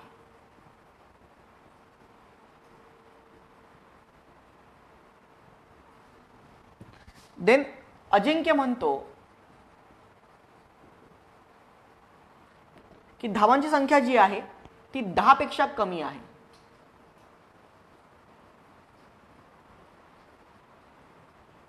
पेक्षा कमी आहे. आणि हार्दिक म्हणतो की धावांची संख्या जी आहे ती कमीत कमी 1 आहे. ती कमीत कमी 1 आहे. सो आता प्रश्न विचारलेला आहे की जर विराटच्या धावांची संख्या किती असेल. रोहित म्हणतो की कमीत कमी 10 आहे त्यांनी काढलेल्या धावांची संख्या. अजिंक्य म्हणतो 10 पेक्षा कमी आहे आणि हार्दिक म्हणतो कमीत कमी 1 आहे. मग आता या टाईपच्या प्रश्नांमध्ये काहीतरी उत्तर अजून केलं. समजा धावांची संख्या किती आहे 14 आहे, तर मग कमीत कमी 10 हे हा काय बोलणार. कमीत कमी 10 म्हणजे काय 10 किंवा त्यापेक्षा जास्त, म्हणून हे विधान खरं होईल. अजिंक्य म्हणतो 10 पेक्षा कमी आहे, मग 10 पेक्षा कमी आहे का त्याची धावांची संख्या, ही 10 पेक्षा कमी नाही आहे, म्हणून हे विधान काय होईल खोटं होईल. आणि कमीत कमी 1 हो 14 म्हणजे काय कमीत कमी 1 किंवा त्यापेक्षा जास्त, म्हणून हे सुद्धा विधान काय होईल खरं होईल. म्हणून पहिलं आणि हे 2 जण खरे बोलणार आहेत, एक जण खोटा बोलणार आहे. परंतु आपलं विधान सांगतं की फक्त एकच जण काय आहे, फक्त एकच जण खरा बोलणार आहे आणि 2 जण खोटे बोलणार आहेत, म्हणून हे विधान चुकीचं होईल. त्यानंतर समजा धावांची संख्या किती आहे 10 अजून करूया. मग कमीत कमी 10 म्हणजे 10 किंवा त्यापेक्षा जास्त. सो 10 आहे ना, हे विधान खरं होणार. 10 पेक्षा कमी नाही, 10 म्हणजे 10 पेक्षा कमी आहे का, हे विधान खोटं होणार. आणि कमीत कमी 1, सो 10 आहे कमीत कमी 1, तर हे विधान काय होणार खरं होणार. म्हणून ही दोन्ही विधानं काय होतील खरे होतील आणि हे जे विधान आहे ते खोटं होईल. परंतु अगेन आपली कंडिशन सांगते की फक्त एकच जण जो आहे तो पूर्णतः खोटा बोलतो आहे. परंतु आपली केस सांगते की फक्त एकच जण जो आहे तो खरा बोलतोय, म्हणून ही सॅटिस्फाय करत नाही. आता समजा त्यांनी काढलेल्या धावांची संख्या 0 असेल, तर मग कमीत कमी 10 हे जे विधान आहे हे विधान काय होणार चुकीचं होणार. 10 पेक्षा कमी 0 10 पेक्षा कमी ना, म्हणून हे विधान बरोबर होणार. आणि कमीत कमी 1 हे विधान सुद्धा काय होणार चुकीचं होणार, कारण 0 कमीत कमी 1 आहे का नाही. म्हणून इथे एक जण खरा बोलतो आणि 2 जण खोटे बोलतात, ही आपली कंडिशनला सॅटिस्फाईड करतं. म्हणून विराटने काढलेल्या धावांची संख्या किती आहे 0 आहे, म्हणून 0 पर्याय क्रमांक 1 हे उत्तर होईल. प्रश्न क्रमांक 55. काही निर्णय अगदी सहजतेने घेतले जातात, त्यासाठी मेंदूचा वापर करावा लागत नाही. तुमच्या बँक खात्यातील शिल्लक खूप कमी आहे, तुमच्याकडे खूप कमी पैसे आहेत आणि तुम्हाला 2 आठवड्याची सुट्टी आहे. तुमच्या सासू सासऱ्यांनी तुम्हाला फ्लोरिडा बीचवर त्यांचा बंगला मोफत वापरण्यास मुभा दिली आहे, तर त्याचा तुम्ही स्वीकार कराल का. नक्कीच आपण कम्प्लिटली हो म्हणतो. प्रगती साधण्यास आपण तयार असतो. वरिष्ठ अधिकारी 3 आठवड्याकरता कार्यक्रमास उपस्थित राहणार आहे दुसऱ्या, तेव्हा तिच्या जागी तुम्ही काम कराल का. हो नक्की. आपण रिप्लाय काय देतो हो हो नक्कीच. म्हणजेच याचा सारांश काय होणार, तर मग काही गोष्टी काय एकदम सहजतेने आपण निर्णय घेतो म्हणतोय तो. विशिष्ट परिस्थितीत काही निर्णय घेणे खूप सोपे असते. उदाहरणार्थ तुम्ही कदाचित सासू सासऱ्यांच्या बंगल्याचा मोफत वापर करायला प्रस्ताव स्वीकाराल किंवा तुमची बाहेर वरिष्ठ अधिकारी बाहेर जाणार असल्याने तिच्या जागी तुम्ही काम कराल. सो हे विधान जे आहे ते पूर्णपणे काय आहे तुमच्या फेवरमध्ये. सो त्याच्यामुळे पहिलं विधान जे आहे ते होऊ शकतं कदाचित. आपण बाकी का ऑप्शन्स कम्पेअर करूया. काही निर्णयासाठी मेंदूचा वापर करावा लागत नाही आणि निर्णय घेताना तुम्हाला विचार करावा लागत. आता डायरेक्ट विचारच करावा लागत नाही काहीच, असं तुम्ही निश्चितपणे सांगू शकत नाही, म्हणून पर्याय क्रमांक 2 उत्तर होणार नाही. त्यानंतर नंबर 3, जे निर्णय घेण्यास सोपे असतात त्याच्यासाठी मेंदूचा वापर करावा लागत नाही, कारण निर्णय घेण्यासाठी तुमच्या मेंदूला कृती करावी लागतात. मेंदूला कृतीच काही करावी लागत नाही असं तुम्ही निश्चितपणे म्हणू शकत नाही. सो म्हणून 3 हे काय होणार चुकीचं होणार. देन 4, तुमच्याकडे पैसे कमी आहे तर तुम्हाला सुट्टीवर जायचे आहे, तेव्हा तुमच्या सासूसासऱ्यांनी दिलेल्या प्रस्तावाला मान्यता देण्यासाठी तुम्हाला मेंदूचा वापर करावा लागत नाही. मेंदूचा वापर करावा न लागणारा अशाच प्रकारचा निर्णय म्हणजे तुमच्या वरिष्ठांनी दिलेला प्रस्ताव की ज्यामध्ये तुम्ही बाहेर गेली असताना ती जागी तुम्हाला काम करायचे आहे. आता यापेक्षा 1 आणि 4 यापेक्षा बेटर जर तुम्ही बघितलं तर पहिली ही गोष्ट तुम्हाला स्पष्ट सांगते की काही निर्णय घेणे खूप सोपे असतात काही परिस्थितीमध्ये. आणि त्यानंतर त्यांनी ते सांगितलेलं आहे, काही उदाहरणं दिलेली आहेत. म्हणून 4 पेक्षा आपण पर्याय क्रमांक 1 हे ऑप्शन जे आहे ते जास्त लोक जास्त प्रिफर करूया. म्हणून 50 उत्तर होणार पर्याय क्रमांक 1. देन 56 काय आहे तर एक शब्द नियोजन यंत्र आहे. आता इथे मशीन इनपुटचा पार्ट आला, पण बाकीच्या आता याच्या आधी म्हणजे मशीन इनपुटचे प्रश्न घेतलेले आहेत त्याच्यामध्ये काय होतं, काही ते तुम्हाला इनपुट दिलेलं असायचं आणि त्याचे स्टेप्स दिलेल्या असायच्या. मग आता इथे आपल्याला ती मशीन कशी वर्क करते आहे हेच माहिती नाहीये. मग आता यांनी आपल्याला 4 हे दिलेले आहेत बघा. A metal offer orange blue kite. Then B orange blue kite metal offer. C kite metal orange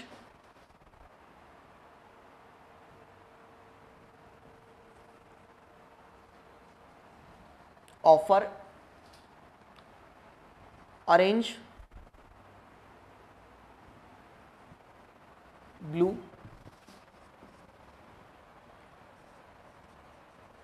offer, orange, blue, kite, metal, kite, metal, blue, offer and orange. मग आता आपल्याला या प्रकारे इनपुट दिलंय आणि अजून आपल्याला कुठल्या तरी सिक्वेन्सनी अरेंज केलेलं हे माहीतच नाही. तो म्हणतो संयोजित करा. पण आता संयोजित कुठल्या प्रकारे करा, हे काहीतरी स्टेप्स आहेत, त्याला संयोजित करायचंय. मग याच्यामध्ये जर तुम्ही बघितलं तर संयोजित केल्यानंतर काहीतरी एक अरेंजमेंट फायनल होते. आणि यात तुम्ही बघितलं की एक सिक्वेन्समध्ये आहे. फायनल स्टेप म्हणजे काय असतं की ज्याच्यामध्ये काय सिक्वेन्समध्ये अरेंजमेंट आहे. तर यामध्ये जर तुम्ही बघितलं तर स्टेप नंबर 2 बघा, अरेंज ए ब्लू, काइट, मेटल आणि ऑफर. या जी स्टेप आहे ही एका अल्फाबेटिकल ऑर्डरमध्ये अरेंज आहे. म्हणून निश्चितपणे शेवटची पायरी होणार. टोटल आपल्याकडे 5 स्टेप्स आहेत, म्हणून 5व्या क्रमांकाची पायरी ही होणार. मग आता सेकंड लास्ट पायरी कुठली असणार की ज्याच्यामध्ये बघा उरलेले एक सोडून बाकी सगळे अरेंज असतील, तर ती काय होणार. सो सेकंड लास्ट म्हणजे काय, 4थ्या क्रमांकाची पायरी ही होणार. ऑफर आधी येणार, त्यानंतर अरेंज, ब्लू, काइट आणि मेटल. सो दॅट्स वाय म्हणून इथे उत्तर काय येणार, इथे उत्तर येणार हे स्टेप नंबर 4 जी असणार काय, डी. त्यानंतर मग नेक्स्ट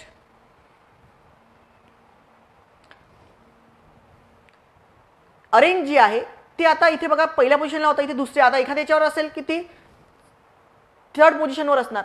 मग आता थर्ड पोझिशनवर अरेंज कुठे, या स्टेपमध्ये. तर म्हणून इथे ही जी स्टेप आहे ही कुठल्या क्रमांकाची स्टेप येणार, ही 3ऱ्या क्रमांकाची स्टेप येणार. त्यानंतर स्टेप नंबर 4, स्टेप नंबर 4 काय येणार. So step number 5, 4, 3. आता स्टेप नंबर 2 आणि स्टेप नंबर 1 आपल्याला काढायची आहे. मग ज्याच्यामध्ये अरेंज पहिल्या सेकंड लास्ट पोझिशनवर आहे, ही काय होणार, स्टेप नंबर 2 होणार. आणि ही काय होणार, स्टेप नंबर 1 होणार. म्हणून ए काय झाली, स्टेप नंबर 3, ही झाली स्टेप नंबर 5, ही झाली स्टेप नंबर 2, ही झाली स्टेप नंबर 4 आणि ही झाली स्टेप नंबर 1. म्हणून कोणती पायरी 3ऱ्या क्रमांकावर येईल, तर 3ऱ्या क्रमांकावर कोणती पायरी येईल, तर ए पायरी ही जी आहे इथे अरेंज 3ऱ्या याच्यावरती आहे, ही 3ऱ्या क्रमांकावर येणार. म्हणजे पहिली स्टेप बघा, पहिली स्टेप कशी येणार, काइट. आपण के घेऊया, देन एम, देन बी, देन ओ आणि ए. आपण फक्त इनिशियल घेतले. मग सेकंड स्टेपमध्ये काय होणार, ए इथे येणार, इकडे सरकणार ए सर्वात शेवटी. आणि नंतर त्याच्यानंतर अल्फाबेटिकल ऑर्डरमध्ये काय येतं, बी, बी त्याच्यानंतर इथे येणार. आणि बाकी गोष्टी सेम राहतील. म्हणजेच काय, इथे येणार. सो स्टेप नंबर 2 बघा इथे. सो दॅट इज ओ इथे येणार. देन नंतर इथे काय येणार, के आणि एम. देन आणखी इथे काय येणार, ए इथे येणार, बी त्याच्यानंतर येणार, त्याच्यानंतर काय येतं, के. आणि त्यानंतर काय होतात, के गेला म्हणजे एम आणि ओ. सो अशा प्रकारची पायरी आहे. आणि ही पायरी बघा, ही पायरी म्हणजेच कुठली आहे, so that is in step number 1, M O arrange. ही झाली थर्ड स्टेप. सो बघा अल्फाबेटिकल ऑर्डरमध्ये इथे सिक्वेन्स राहतोय, बाकी गोष्टी इकडे आलेले आहेत. आणखी बघा आता नेक्स्ट स्टेपमध्ये ए इथे येणार, बी इथे येणार, के इथे येणार आणि मग काय येणार, एम इथे येणार आणि ओ कुठे असणार, स्टार्टिंग होणार. ओके. देन आणखीन एक ए बी के एम आणि ओ. सो दिस इज वॉट, ही आहे आपली शेवटची स्टेप राहणार. सो आता याच्यामध्ये जर तुम्ही अरेंजमेंट बघितलं तर अशा प्रकारे तुमचा सिक्वेन्स याच्यामध्ये राहणार आहे. मग 3ऱ्या क्रमांकाची पायरी कुठली आहे, so this M O A B K. So M O A B K म्हणजेच काय, पर्याय क्रमांक ए. सो आन्सर होणार ए. नेक्स्ट प्रश्न क्रमांक 57, 57 फार सोपा प्रश्न होता. आजच्या याच्यामध्ये नॉन व्हर्बल रिझनिंगचे जे प्रश्न आता आपण बघणार आहोत ते फारच सोपे मी टाकले होते. तुम्हाला कळलं पाहिजे की कुठला पार्ट स्कोरिंग आहे, कुठला पार्ट स्कोरिंग नाही आहे, कुठला पार्ट किचकट आहे. सो ह्या गोष्टीचं तुम्हाला डिफरन्सिएशन करता आलं पाहिजे. यामध्ये बघा, S is greater than equal to M less than Y is equal to Z then to F which is greater than T. मग यामध्ये जर तुम्ही काळजीपूर्वक बघितलं तर तो पहिला निष्कर्ष आपल्याला सांगतोय की S is greater than F. आता इथे एफ आहे आणि इथे काय एस आहे. इथे इकडे बघा हा जो सिम्बॉल त्याच्या इकडे हा अपोजिट सिम्बॉल आला. जिथे दोन अपोजिट सिम्बॉल्स येतात इन इक्वल टू असेल किंवा नसेल त्याचा कुठलाही फरक पडत नाही. त्याच्यामुळे पहिलं जे विधान आहे ते निश्चितपणे आपण सांगू शकत नाही. देन विधान क्रमांक 2, y is greater than T. So y is greater than T.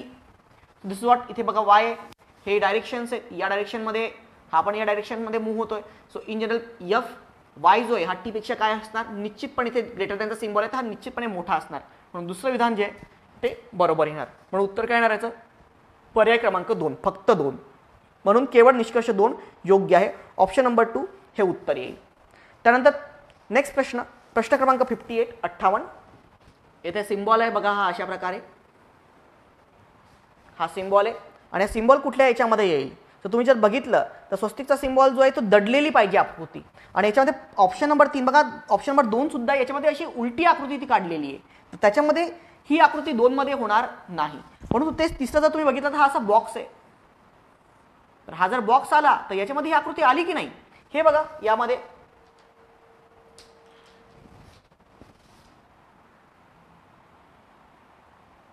अशा प्रकारे ही आकृती येणार. तर हा जो सिम्बॉल आहे हा या बॉक्समध्ये दडलेला आहे. आणि हा असा बॉक्स कशामध्ये दिलेला आहे, तर तो दिलेला आहे आकृती क्रमांक 3 मध्ये. म्हणून उत्तर काय येणार, ऑप्शन नंबर 3.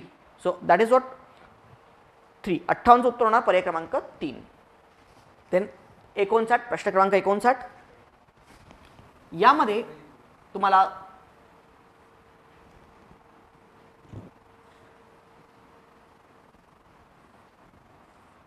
हे फासे दिलेले आहेत. यामध्ये 6 बिंदू आहेत, इकडे 1 बिंदू आहे, 3 बिंदू आहे, 4 बिंदू आहेत, 2 आहेत आणि 5 आहेत. तर यामध्ये नेहमी लक्षात ठेवा की जे अल्टरनेटिव्ह बॉक्सेस जे असतात, अल्टरनेटिव्ह म्हणजे 1 सोडून 1, म्हणजे इथे बघा 4 आणि 5, 5 सोडून 1 स्किप केला 4. सो 4 आणि 5 हे नेहमी एकमेकांच्या विरुद्ध असते. त्यानंतर 6 आणि 3 बघा, 6 सोडा 1 सोडा त्यानंतर काय 3. तर 6 आणि 3 हे काय असतील, एकमेकांच्या विरुद्ध असतील. आणि 1 आणि 2 पुन्हा 1 आणि 2 हे काय असतील, एकमेकांच्या विरुद्ध असतील. तर मग याच्यामध्ये जर तुम्ही काळजीपूर्वक बघितलं तर यामध्ये 6च्या बिंदूंच्या विरुद्ध किती बिंदू असतील हा प्रश्न विचारण्यात आलेला आहे. तर 6च्या बिंदूंच्या विरुद्ध किती बिंदूंचे असतील, तर 3 बिंदू असतील. म्हणून उत्तर काय होणार, पर्याय क्रमांक 2.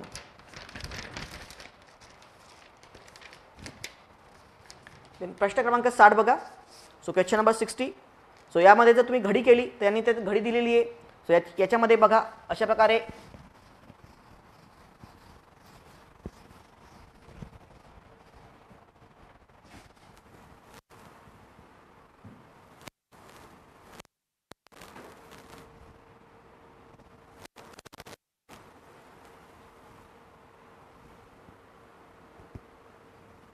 इथे जेव्हा आपण इथनं फोल्ड करतो तेव्हा इथे घडी फोल्ड करू तेव्हा यानंतर इथे काय गोष्ट याच्यावरती फोल्डेड होईल. तर हा जो अर्धचंद्र आहे हा पूर्ण याच्यावरतीच येईल. तर हा फोल्ड कशी होणार याच्यामध्ये, ही अशी हा अर्धचंद्र याच्यावरती येईल तर इथे काय होणार, अर्ध हे होईल. ही जी लाईन आहे इथे येऊन काय होणार, एका याच्यामध्ये लिंक होणार. सो दिस इज इथे लिंक होणार. त्यानंतर इथे एक 0 आहे आणि इथे एक हा एक सर्कल आहे. हे दोन्ही काय 2 सर्कल अशा प्रकारे येतील. मग अशा प्रकारची आकृती कुठली आहे, तर पर्याय क्रमांक 2. सो म्हणून उत्तर काय होणार, प्रश्न क्रमांक 60चं प्रश्न क्रमांक 60चं उत्तर होईल पर्याय क्रमांक 2. प्रश्न क्रमांक 61. सो इथे सेव्हिंगचा इश्यू आहे. ओके, अ ब क ड हे 4 व्यक्ती आहेत त्यांचा. आता बघा एक लक्षात ठेवा, खर्च इथे 3 गोष्टी आहेत. एक आहे खर्च, उत्पन्न आणि बचत. मग नेहमी लक्षात ठेवा की उत्पन्न म्हणजे काय, खर्च अधिक बचत, आणि बचत म्हणजे काय, उत्पन्न वजा खर्च. आणि खर्च म्हणजे काय, तर उत्पन्न वजा बचत. सो या प्रकारे रिलेशनशिप आहे खर्च, उत्पन्न आणि बचत मधलं. तर आता आपण याच्यामध्ये बघूया याने काय काय माहिती याच्यामध्ये दिलेली आहे. तर क ची बचत, आता बघा त्यांनी दिलेले क चे उत्पन्न. आता क चे उत्पन्न इथे क आणि ड यांची बचत समान होती. सो क ची बचत,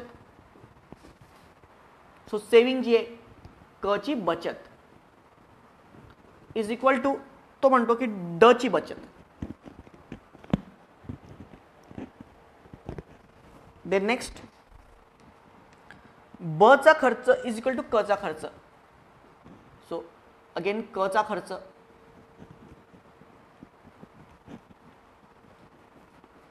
ब चा खर्च. अ ची बचत ही त्याच्या उत्पन्नाच्या 10% एवढी होती, तर ब ची बचत जी आहे त्याच्या उत्पन्नाच्या 20% एवढी होती. मग अ ची बचत जी आहे 10% ऑफ त्याचं उत्पन्न आणि नेक्स्ट ब ची बचत जी आहे ती आहे 10% त्याच्या 20% त्याच्या उत्पन्नाच्या. क ची बचत त्याच्या उत्पन्नाच्या 25%. आता हा महत्वाचा मुद्दा आहे. क ची बचत 25% त्याच्या उत्पन्नाच्या आणि इथे तुम्हाला क चं उत्पन्न दिलेलं आहे ते किती आहे 12 लक्ष रुपये. त्यानंतर काय ड ने आपल्या उत्पन्नाच्या 33% एवढी बचत केली. सो ड ची काय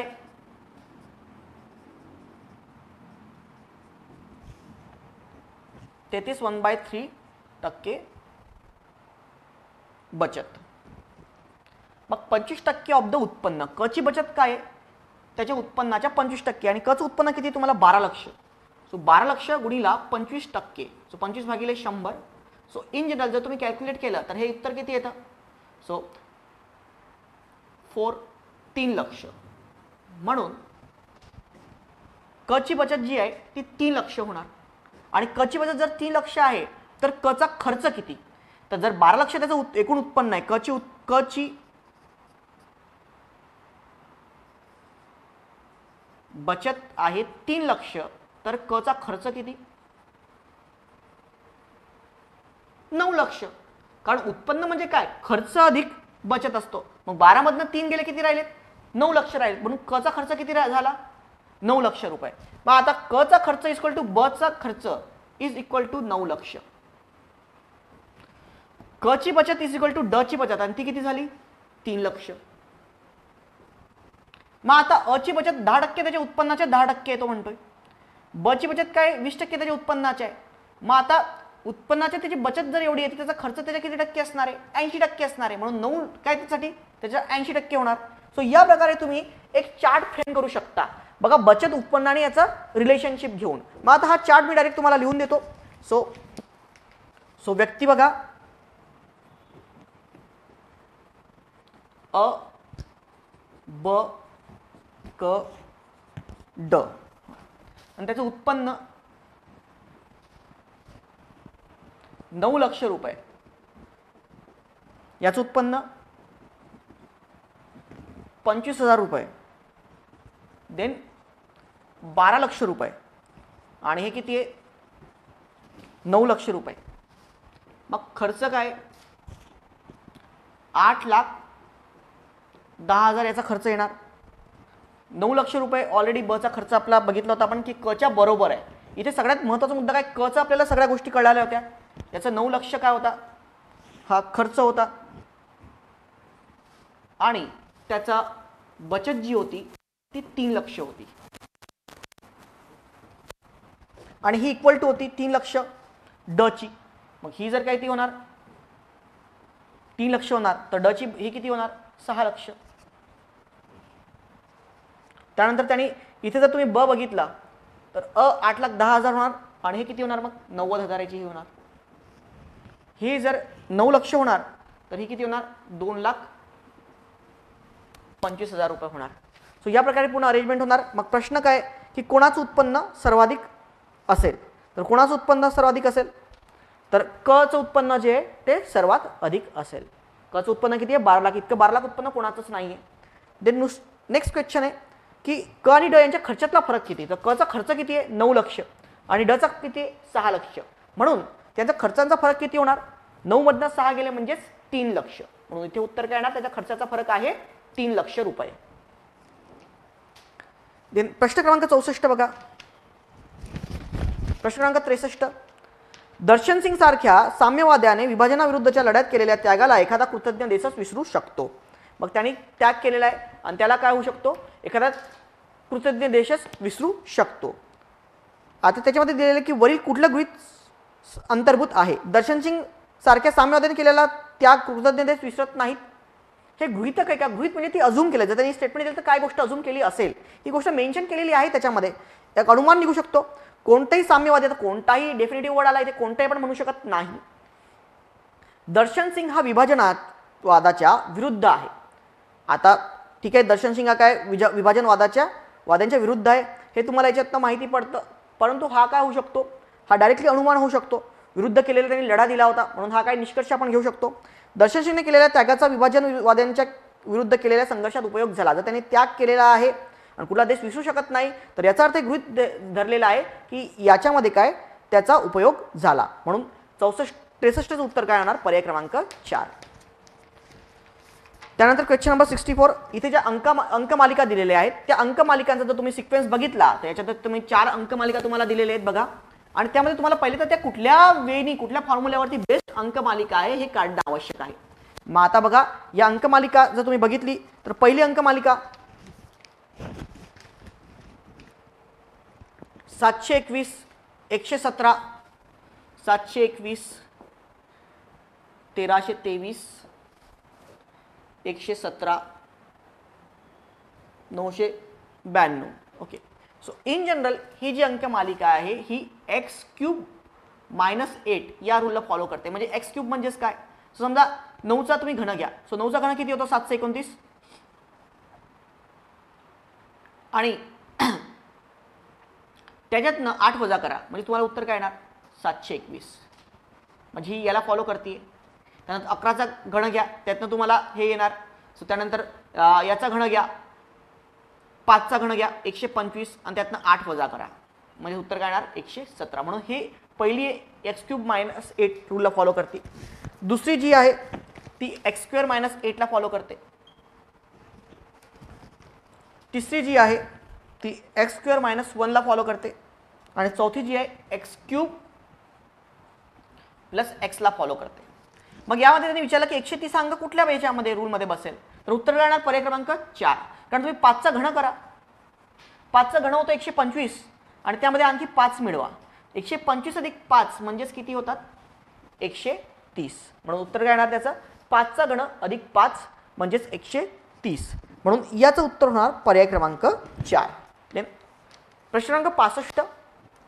सर्व बँकांनी ठेवीवरील व्याजाचे दर कमी करण्यासाठी बहुमताने संमती दिली आहे, परंतु कर्जावरील व्याजाचा दर मात्र सध्याच्याच पातळीवर ठेवला आहे. पण कर्जाचा दर तेवढाच ठेवला आहे, परंतु जे आता तुम्ही बँक व्याज देत होता ठेवीवरती ते कमी करण्यात आलेलं आहे.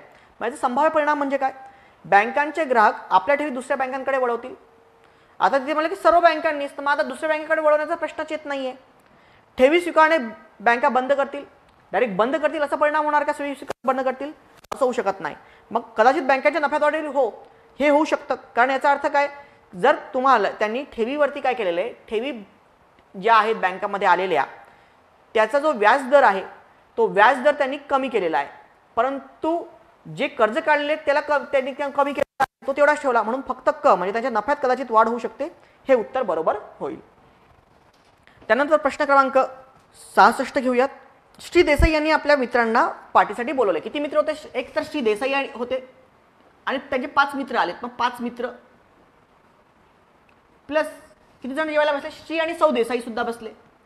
सो श्री अधिक सौ देसाई म्हणजेच हे 2 व्यक्ती झालेत. म्हणून टोटल एकूण व्यक्ती किती झाले? तिथे एकूण व्यक्ती झाले 7 व्यक्ती.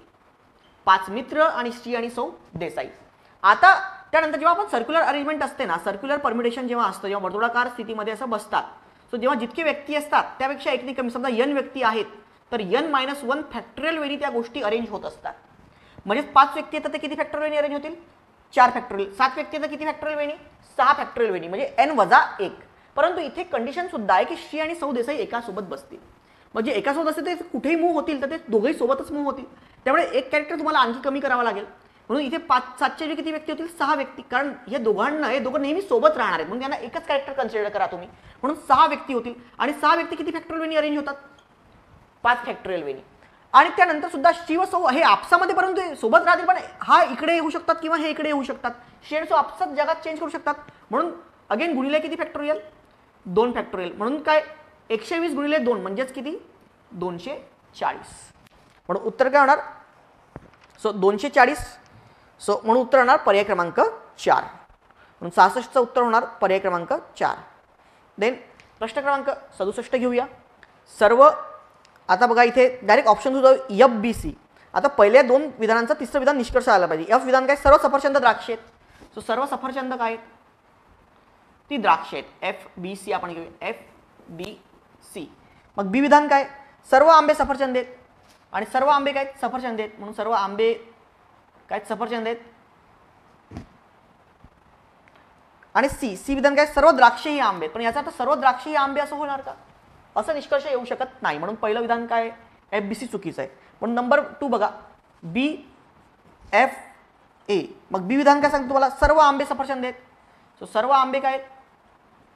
सफरचंद आहेत. सर्व आंबे काय आहेत? सफरचंद आहेत. देन बी, त्यानंतर एफ काय सांगतो तुम्हाला? सर्व सफरचंद ही द्राक्ष आहेत आणि सर्व सफरचंद काय आहेत? द्राक्ष आहेत. आणि याच्यातनं ए विधान हे निष्कर्ष निघतं की सर्व आंबे काय आहेत? द्राक्ष आहेत. म्हणून याच्यातनं ए विधान हे करेक्ट येतं, सर्व आंबे काय आहेत?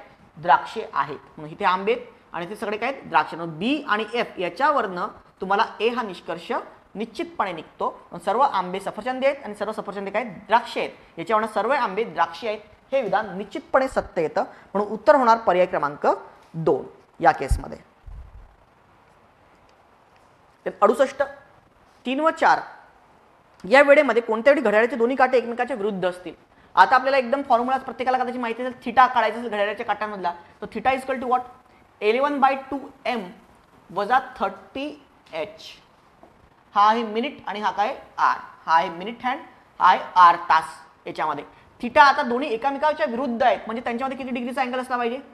180 अंशाचा अँगल असला पाहिजे. आणि 11/2 हा m म्हणजे मिनिट आपल्याला तेच काढायचं आहे. 30h 3 ते 4च्या मध्ये म्हणजे h किती वाजून गेलेले असतील? 3. म्हणून h होणार 3 तुम्हाला. पण 30 ते किती? 90.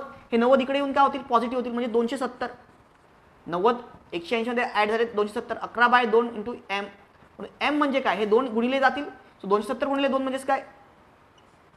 540 भागिले किती? 11. सो 11 चोक 44.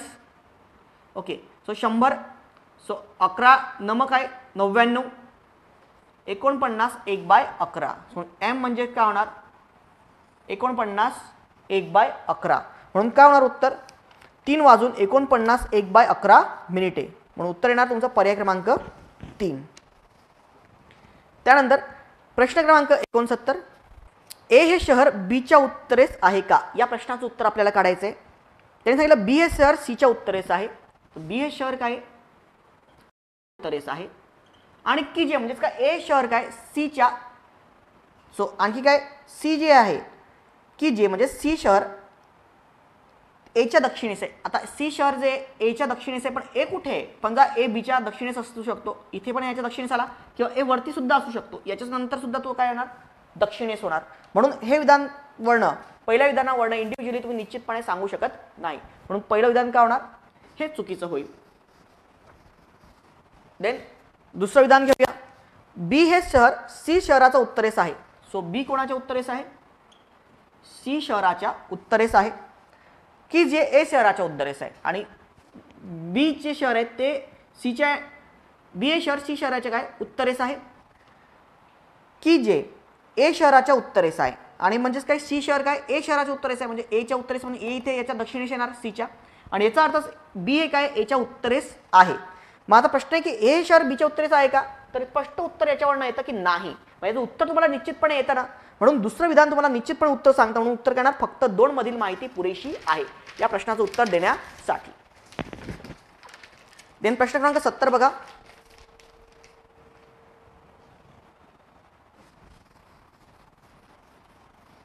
आता यामध्ये हा जो स्क्वेअर सिम्बॉल आहे हा पुरुषांसाठी यूज केलेला आहे आणि सर्कल जो सिम्बॉल आहे हा स्त्रियांसाठी यूज केलेला आहे. मग आता यांनी बघा याच्यामध्ये काय सांगितलेलं आहे? यस ही बीची बहीण आहे. यस ही कोणाची बहीण आहे? बीची बहीण आहे. के हा बीचा भाऊ आहे. के हा कोणाचा भाऊ आहे? बीचा भाऊ आहे. के हा एलचा मुलगा आहे आणि के कोणाचा मुलगा आहे? एलचा मुलगा आहे. सो एल म्हणजेच काय? हे त्याच्यामध्ये के हा एलचा मुलगा आहे. एलचे वायशी लग्न झालेले आहे आणि एलचे कोणाशी लग्न झालेले? वायशी लग्न झालेले आहे. ओके, आता एलची वायशी लग्न झालेले आहेत, याप्रमाणे अशा प्रकारे येणार आहे. त्यानंतर वाय ही काय जेची मुलगी आहे, सो इथे येणार जे आणि याची मुलगी आहे. आता हे काय, हे या यांचे मुलं आहेत. त्यानंतर नेक्स्ट मेन्शन केलेलं आहे जेचे सी सोबत लग्न झालेले आहे आणि जेचे कोणासोबत लग्न झालेले, सी सोबत लग्न झालेले आणि या दोघांची मुलगी मग होणार ती म्हणजे वाय. पण यामध्ये मेल कोण फिमेल कोण माहिती पडत नाही आपल्याला. के हा डीचा भाऊ आहे. के कोणाचा भाऊ आहे, डीचा. हा सुद्धा का होणार, आता यांना एकुलती एकच मुलगी आहे, वायला काय आहे एकच मुलगी आहे, तर याचा तर हीच मुलगी, बाकी सगळे काय होतील तिचे मुलं होतील. त्यानंतर मेन्शन आहे की डीचे टी सोबत लग्न झालेले आणि डीचं कोणासोबत लग्न झालेलं आहे, टी सोबत लग्न झालेलं आहे. ही गोष्ट सुद्धा काय उल्लेखित आहे. मग प्रश्न विचारला पी हा सीचा भाऊ असल्यास, पी हा सीचा कोण आहे, भाऊ आहे, तर मग जे पीचा कोण लागतो. तर आता हा पी जो आहे तो सीचा भाऊ आहे, पण सी त्याची बहीण आहे की भाऊ आहे हे आपल्याला माहिती नाहीये. ही जर मेल असेल तर ही फिमेल होईल आणि ही जर फिमेल असेल तर हा मेल होईल. म्हणून पी आणि जे मधला म्हणजे जे हा पीचा कोण लागतो हे तुम्हाला निश्चितपणे सांगता येणार नाही. म्हणून याचं उत्तर होणार पर्याय क्रमांक 4. तुम्हाला यामध्ये निश्चितपणे सांगता येणार नाही. प्रश्न क्रमांक 71 बघा. 2 पाईप आहेत आणि त्यांचा हौद भरण्याचा जो वेग आहे त्यांच्या त्रिज्येच्या वर्गाच्या समप्रमाणामध्ये आहे. कशामध्ये आहे तो, त्रिज्येच्या वर्गाच्या समप्रमाणामध्ये आहे. मग आता त्रिज्या जी आहे, पहिल्याची त्रिज्या आहे ए पाईपची त्रिज्या काय, ती 6 मीटर आहे. बीची किती आहे, 8 मीटर आहे. मग यांच्या वर्गाच्या समप्रमाणामध्ये तो प्रोपोर्शनॅलिटी कॉन्स्टंट आहे. मग इन जनरल जर तुम्हाला हौद भरायचा आहे तर यामध्ये 2 गोष्टी महत्त्वाच्या ठरतात. ते म्हणजेच काय, तर एक तर त्याचा वेग, कारण काम म्हणजे काय, वेग गुणिले वेळ, दिस इज वर्क. आणि इथे वर्क तुमचं कॉन्स्टंट आहे. वर्क काय आहे, वर्क तुमचं समान आहे. पण हे जे वर्क आहे हे वेळ तर तुम्हाला दिलेली आहे का, पहिल्या केसमध्ये काय 50 आहे, दुसऱ्या केसची तुम्हाला वेळ काढायची आहे, पण जो वेग आहे हा याच्या वर्गाच्या समप्रमाणात आहे.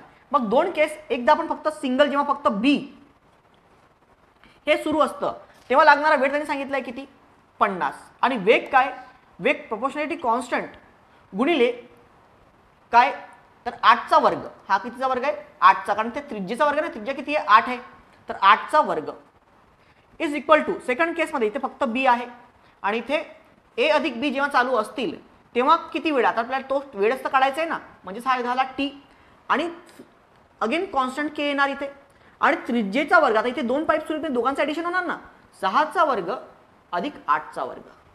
मग आता के कॉन्स्टंट कॅन्सल आउट होतील, आपल्याला टीच काढायचा आहे. सो 6चा 36 आणि 8 64, बरोबर आहे. सो आता हे जर तुम्ही हे केलं तर हे किती होतात, 100. सो 100 आणि 50 म्हणजे हे काय होणार, 1/2 येणार उत्तर. सो इथे काय येणार 1/2 आणि 64 भागिले 2 म्हणजे टीचं उत्तर काय येणार, 32 मीटर. म्हणून ती तुमचा काय होणार 32 मिनिटे, सॉरी 32 मिनिटे. म्हणून इथे जेव्हा दोन्ही नट चालू असतील तेव्हा लागणारा वेळ जो असेल तो 32 मिनिटे असणार. सो इथे बघा प्रोपोर्शनॅलिटी कॉन्स्टंट आहे, हे कॅन्सल आउट होतील आणि हा वर्गाच्या त्रिज्येच्या वर्गाच्या समप्रमाणात त्याचा वेग आहे ना, तर वेग गुणिले वेळ आणि तेव्हा सिंगल असतं तेव्हा 50 मिनिटे लागतात, तर मग डबल असेल तर निश्चितपणे काही वेळ कमी लागणार आहे आणि तो किती कमी लागणार, तो किती येणार उत्तर 32 मिनिटे. देन 72 बघा. PQRSTU यांच्याकडे काही चॉकलेट्स आहेत. पीला आर पेक्षा 64 चॉकलेट्स मिळालेली आहेत. ओके, सो आता आपल्याला चॉकलेटचं कंपॅरिझन करावं लागेल या प्रश्नांमध्ये. तर बघा पीला आर पेक्षा, समजा PQRST यांच्याकडे आपण अनुक्रमे small P, small Q, small R, small S आणि स्मॉल टी इतकी चॉकलेट्स आहेत.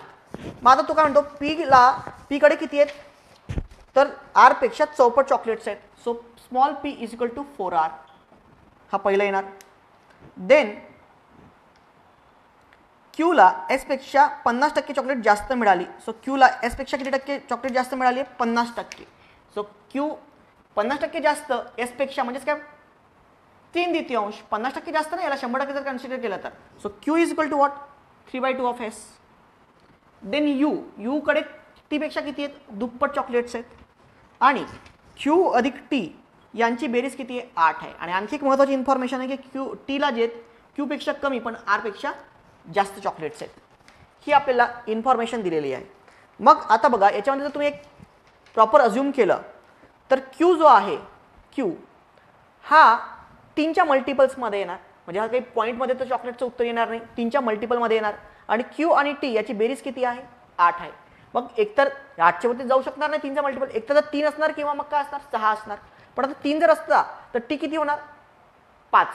हा जर 3 असेल क्यू तर टी किती होणार? 5 होणार. परंतु जर हा टी 5 होऊ शकत नाही कारण क्यू टी पेक्षा जास्त आहे, म्हणून निश्चितपणे मी म्हणू शकतो की क्यूची संख्या काय आहे? 6 असणार. आणि क्यू जर 6 आहे तर टी किती होणार? 2 होणार. आणि क्यू जर 6 आहे तर टी किती होणार? 2 होणार. आणि टी जर 2 आहे तर यू किती होणार? त्याच्या दुप्पट म्हणजेच काय? 4. आणि पी म्हणजेच काय? 4R. आता पी म्हणजेच किती आहे? तुम्हाला इथे 4R दिलेलं आहे. आता टी जे आहे याने तुम्हाला याच्यामध्ये सांगितलेलं आहे की S is equal to what? आता यस म्हणजे काय? 2Q/3 होईल ना, हा 2 इकडे जाणार आणि क्यू आपल्याला 6 आलेला आहे. सो दॅट इज व्हॉट, म्हणून याच्यावर यसची व्हॅल्यू येणार आणि ती यसची व्हॅल्यू किती होणार? 4. एसची व्हॅल्यू आली तुम्हाला 4. मग आता एसची पण तुम्हाला व्हॅल्यू आलेली आहे आणि पी म्हणजेच काय? So 4 times of R. आता इथे तुम्हाला आरचा जो गुणक आहे त्यांनी सांगितलं की आर जो आहे तो टी पेक्षा सुद्धा लहान आहे आणि टी किती आहे? 2 आहे. मग आता टी 2 आहे तर आर काय होणार? R is equal to what? 1. So म्हणून तर क्यू निश्चितपणे 6 असेल. मग आता प्रश्न काय विचारलेला आहे? सो तुम्हाला क्वेश्चन नंबर 72 आहे की आरला किती चॉकलेट्स मिळाली? तर आरचं उत्तर काय होणार? आरकडे 1 चॉकलेट्स असेल. सो त्यामुळे प्रश्न क्रमांक 72 त्याचं उत्तर होणार पर्याय क्रमांक 1. देन 73 प्रश्न क्रमांक 73 सीता गीता पिंकू. मग आता याचा आपल्याला एक चार्ट बनवावा लागेल. सीता गीता पिंकी रिंकू रीटा आणि ते डान्स. तर इथे व्यक्तींची आपण नावं लिहूया. सीता, देन गीता, रिंकू, रीटा आणि पिंकी.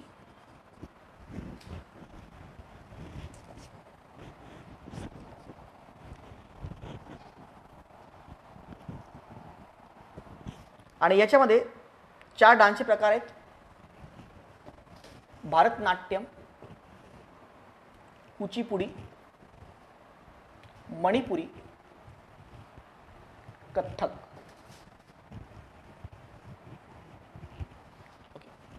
मग आता इथे जर तुम्ही बघितलं तर पहिलं विधान आहे तुम्हाला सांगतं ते सीता केवळ मणिपुरी नृत्य शिकते. सो सीता काय शिकते? केवळ मणिपुरी नृत्य शिकते. सो म्हणून सीता केवळ मणिपुरी नृत्य शिकते तर ही फक्त एक मणिपुरी एकच नृत्य शिकेल आणि बाकी शिकणार नाही. त्यानंतर नेक्स्ट विधान आहे पिंकी आणि रिंकू फक्त 2 प्रकारचे नृत्य शिकतात. पिंकी आणि रिंकू हे आता आपण टोटल लिहून घेऊ इथे. म्हणजे पिंकी किती प्रकारचे नृत्य शिकतात? 2 प्रकारचे. ही एकच प्रकारचं शिकते. रिंकू आणि पिंकी हे 2 प्रकारचे नृत्य शिकतात. त्यानंतर भरतनाट्यम हे त्यांच्यापैकी दोघींकडून तर कथ्थक आणि कुचिपुडी हे प्रत्येकी तिघींकडून शिकले जाते. सो भरतनाट्यम काय? दोघींकडून. तर 2 जणी कुठल्या तरी आहेत त्या भरतनाट्यम शिकतात. तर कथ्थक आणि कुचिपुडी 3 जण शिकतात. तो कुचिपुडी आणि कथ्थक काय? 3 जण शिकतात. मग त्यानंतर गीताला कथ्थक किंवा मणिपुरी शिकण्यास रस नाही. त्यानंतर गीताला काय? कथ्थक किंवा मणिपुरी. सो मणिपुरी किंवा कथ्थक शिकण्यामध्ये रस नाही. रिंकूला भरतनाट्यम आवडत नाही. आणि रिंकूला काय आवडत नाही? भरतनाट्यम आवडत नाही. तर रीटाला कुचिपुडी किंवा मणिपुरी आवडत नाही. तर रीटाला काय आवडत नाही? कुचिपुडी आवडत नाही किंवा मणिपुरी आवडत नाही. मग आता त्यांनी म्हटलंय की यांपैकी कोण मणिपुरी नृत्य शिकते? तर यापैकी कोण मणिपुरी नृत्य शिकते? सीता तर आपलं आलेलंच आहे, पण आणखी कोणी त्याच्या सपोर्टमध्ये येतं का ते बघावं लागेल आपल्याला. सो आता बघा एक कथ्थक जे नृत्य आहे त्यांनी सांगितलेलं की 3 जण शिकतात. आता 2 तर झालेत, हे 3ही येतील इथे. बरोबर आहे. सो आता इथे ह्या काय देणार? कथ्थक येणार. आता इथे पण 2 क्रॉस झालेले आहेत. इथे काय? कुचिपुडी. आता कुचिपुडी 2 करत नाही पण टोटल 3 जण करतात, म्हणजे बाकी उरलेले 3 जण कुचिपुडी सध्या घेणार. मग आता याच्यामध्ये बघा हे जे विधान आहे हे ऑलरेडी 2 जण आपल्याला आलेले आहेत की नाही, म्हणून इथे भरतनाट्यम जे आहे ती पिंकी घेणार नाही आणि पिंकी मणिपुरी सुद्धा वर्कआउट करणार नाही. त्याच्यानंतर इथे सुद्धा जर तुम्ही बघितलं तर इथे 2 आलेले आहेत, म्हणजे इथे काय करणार? रिंकू जी आहे ती मणिपुरी सुद्धा डान्स करणार नाही. म्हणून आता याच्यावरनं तुम्हाला एक लक्षात येतं की इथे 2 आहेत, तर बघा हे आणि हे येणार. मग भरतनाट्यम कोण घेतात? गीता आणि रीटा. अशा प्रकारे पुन्हा 4 बनणार. आणि याच्यावरनं हे लक्षात येईल की मणिपुरी नृत्य फक्त एकच जण करतं, ती म्हणजेच काय? सीता ही मणिपुरी नृत्य करते. म्हणून इथे उत्तर येणार फक्त सीता, पर्याय क्रमांक 1. प्रश्न क्रमांक 74 बघा. एक आगगाडी ए या स्थानापासून सकाळी 9 वाजता सोडते आणि बी या स्थानी दुपारी 3 वाजता पोहोचते. दुसरी आगगाडी बी हे स्थान सकाळी 11 वाजता सोडते आणि ए स्थान सायंकाळी 5 वाजता पोहोचते. सो दोन्ही गाड्या एकमेकास कोणत्या वेळी भेटतात? मग आता याच्यामध्ये जर तुम्ही बघितलं तर एक आगगाडी 9 वाजता सोडते आणि दुपारी 3 वाजता पोहोचते. सो ए आगगाडी म्हणजे ती किती तास लावते? समान स्थान आहे, 6 तास. एक पहिली आगगाडी ए स्थान आणि बी स्थान, सो फर्स्ट पहिली, अंतर तेवढंच आहे. दुसरी आगगाडी, सो दुसरी आगगाडी किती वाजता निघते? सकाळी 11 वाजता सोडते आणि संध्याकाळी 5 वाजता पोहोचते. म्हणजे आणखीही याला किती तास लावते? 6 तास लावते. आता समान अंतर आणि समान वेळ म्हणजे यांचा वेग सुद्धा काय आहे? समान आहे. म्हणून दोन्ही आगगाड्यांचा वेग समान आहे. आता दुसरी आगगाडी किती वेळा निघाली?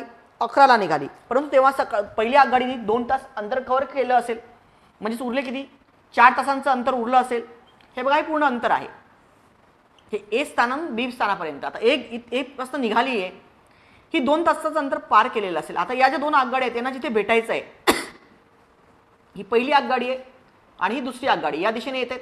आता हे फक्त 4 तासाचं अंतर आहे आणि दोघांचा वेग जर समान असेल तर दोघांना किती इथे मिडलमध्ये भेटणार? इथे ऑलरेडी 11 वाजलेले आहेत, 11 वाजता हे दोन्ही निघालेले आहेत. सो 4 तासाचं अंतर बाकी आहे. तर ही इकडनं 2 तास येणार आणि ही सुद्धा इकडनं किती तास येणार? 2 तास येणार. म्हणून 11 नंतर 2 तास म्हणजेच किती? 1 वाजता. म्हणून किती वाजतील याच्यामध्ये? 1 वाजतील. म्हणून दुपारी 1 वाजता त्या एक दोघींना भेटतील. त्यानंतर प्रश्न क्रमांक 75, याच्यामध्ये मॅट्रिक्स तुम्हाला दिलेला आहे आणि या मॅट्रिक्सला जर तुम्ही काळजीपूर्वक बघितलं तर हा जो मॅट्रिक्स जो अरेंज झालेला आहे,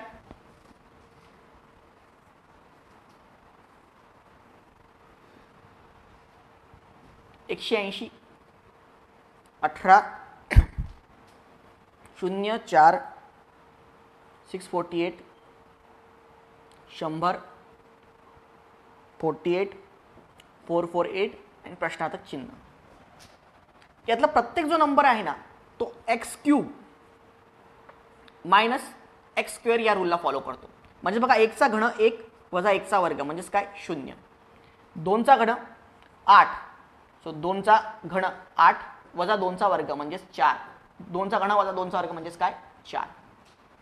3 चा घन 27, 3 चा घन किती आहे? 27 वजा 3 चा वर्ग म्हणजेच काय? 9. 27 वजा 9 म्हणजेच काय? 18.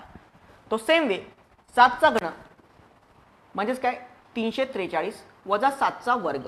7 चा वर्ग किती? 49. 343 वजा 49 म्हणजेच काय? तर उत्तर 294. म्हणून उत्तर आहे पर्याय क्रमांक 4. म्हणून that's why the answer is option number 4, 294 हे उत्तर येईल. त्यानंतर प्रश्न क्रमांक 76 बघा. तुम्ही जिल्हाधिकारी आहात. तुमच्या जिल्ह्यात राहणाऱ्या भटक्यायुक्त जमातीच्या लोकांना विकासासाठी तुम्हाला एक योजनाचा आराखडा तयार करायचा आहे. खाली दिलेल्या कार्यवाहीचा योग्य तो अनुक्रम कसा लावणार? तो तुम्ही कसा अनुक्रम लावणार? तर नंबर 3, भटक्या विमुक्त जमातीतील लोकांच्या गरजा निश्चित करणे व त्यानुसार सोयीचे धोरण आखून कार्यपद्धती ठरवणे हा पहिला पर्याय असेल तुमचा. कारण पहिले तुम्हाला त्यांना नीड काय आहे ते लक्षात यावं लागेल. नंतर काय? त्या याच्यात येणारे लोक किती आहेत? सगळ्यात नंतर मुद्दा काय येणार? तिथले येणारे लोक किती आहेत याला सेकंड प्रायोरिटी असेल. देन त्यासाठी किती यंत्रसामग्री आणि मनुष्यबळ लागेल हे लागणार आणि त्यानंतर त्यासाठी किती निधी लागणार. म्हणून उत्तर काय येणार? पर्याय क्रमांक 3. त्यानंतर कबीर हा वननिरीक्षक आहे. त्याला असे आढळून आले की त्याचे कार्यक्षेत्र नसलेल्या वनात एक हरीण मारले गेले व तो एका मोटारीतून घेऊन जात आहे. आता ही मोटार वनाधिकाऱ्याची आहे, पण नेमका त्याच्यामध्ये वनाधिकारी आहे की नाही हे आपल्याला माहिती आहे का? आपल्याला माहिती नाही आहे, पण तो असू पण शकतो किंवा नसू पण शकतो. मग यामध्ये बेटर आहे की त्यांनी काय केलं पाहिजे? ज्या वनाधिकाऱ्याच्या शेतात हा गुन्हा घडला त्याला ही गोष्ट काय केली पाहिजे? कळवली पाहिजे. म्हणून उत्तर काय येणार? पर्याय क्रमांक 3. प्रश्न क्रमांक 78. आता याच्यामध्ये त्यांनी निवासाचा पत्ता दिलेला नाहीये, त्यांना एक मुले बाकी गोष्टी फॉलो करतो. तुम्हाला हे सांगतं की जर एखादी गोष्ट जर निकष नसेल तर तुम्ही काय करा? तुम्ही त्याची शिफारस कशासाठी करा? गुलाबी एक शिधापत्रिका वितरित करण्यासाठी करा. म्हणून याच्यामध्ये तुम्ही काय करणार? एक गोष्ट फॉलो करत नाही म्हणून तो काय करणार? तुम्ही त्याची गुलाबी शिधापत्रिकाला वितरित करणार. म्हणून उत्तर करणार पर्याय क्रमांक 2. 79. तुम्हाला एका कार्यक्रमाचे आयोजन करण्यास सांगितलेले, परंतु तुम्हाला पाटबंधारे विभाग आणि स्थानिक बँकेचे सहकार्य मिळत नाही. मग जर सहकार्य मिळत नसेल तर सहकार्य का मिळत नाही हे शोधणं हे बेटर आन्सर असणार तुम्हाला. म्हणून ते शोधणं गरजेचं की तुम्हाला ते सहकार्य का करत नाही, त्यांची काही कारणं आहेत का, किंवा तुमचं काय मिसकम्युनिकेशन होत आहे का. म्हणून उत्तर करणार 79चं पर्याय क्रमांक 4. देन 80, तुम्ही आयुक्त असलेल्या नगरपालिकेच्या एका ठिकाणी वस्तीतील नागरिकांकडून तुमच्याकडे तक्रार आलेली आहे. बागेमध्ये लोक क्रिकेट खेळत आहेत. मग जर क्रिकेट खेळत असेल, आता एक तर काय लहान मुलं आहेत, तुम्ही आयुक्त आहे, तर बेटर वे काय आहे, तुम्ही त्यांना काय सांगा की बागेत न खेळता, कारण वृद्ध लोक आहेत, मैदानात खेळा असे तुम्ही त्यांना सांगितले पाहिजे. म्हणून उत्तर काय, पहिले तर काय तुम्ही त्यांना याचं उत्तर येणार पर्याय क्रमांक 2. त्यानंतर काय, मुले बागेत क्रिकेट का खेळतात हे कारण शोधून काढलं पाहिजे. सो तुम्ही त्यांना काय ग्राउंड अवेलेबल नाही तर तुम्ही त्यांना ग्राउंड अवेलेबल करून दिलं पाहिजे. म्हणून हे नेक्स्ट आहे.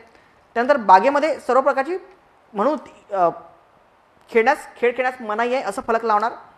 सो हे होणार. सो थर्ड प्रायोरिटी ती होणार. म्हणून इथे पहिली प्रायोरिटी काय होणार की क्रिकेट खेळू नये असं तुम्ही त्यांना सांगणार. म्हणून उत्तर काय येणार पर्याय क्रमांक 2.5. पर्याय क्रमांक 2 याला पूर्ण 2.5 मार्क देण्यात येतील. धन्यवाद. हा होता तिसऱ्या पेपरचा डिस्कशन. पुढच्या वेळी आपण चौथ्या पेपरचं डिस्कशन नेक्स्ट आठवड्यामध्ये घेऊया. धन्यवाद.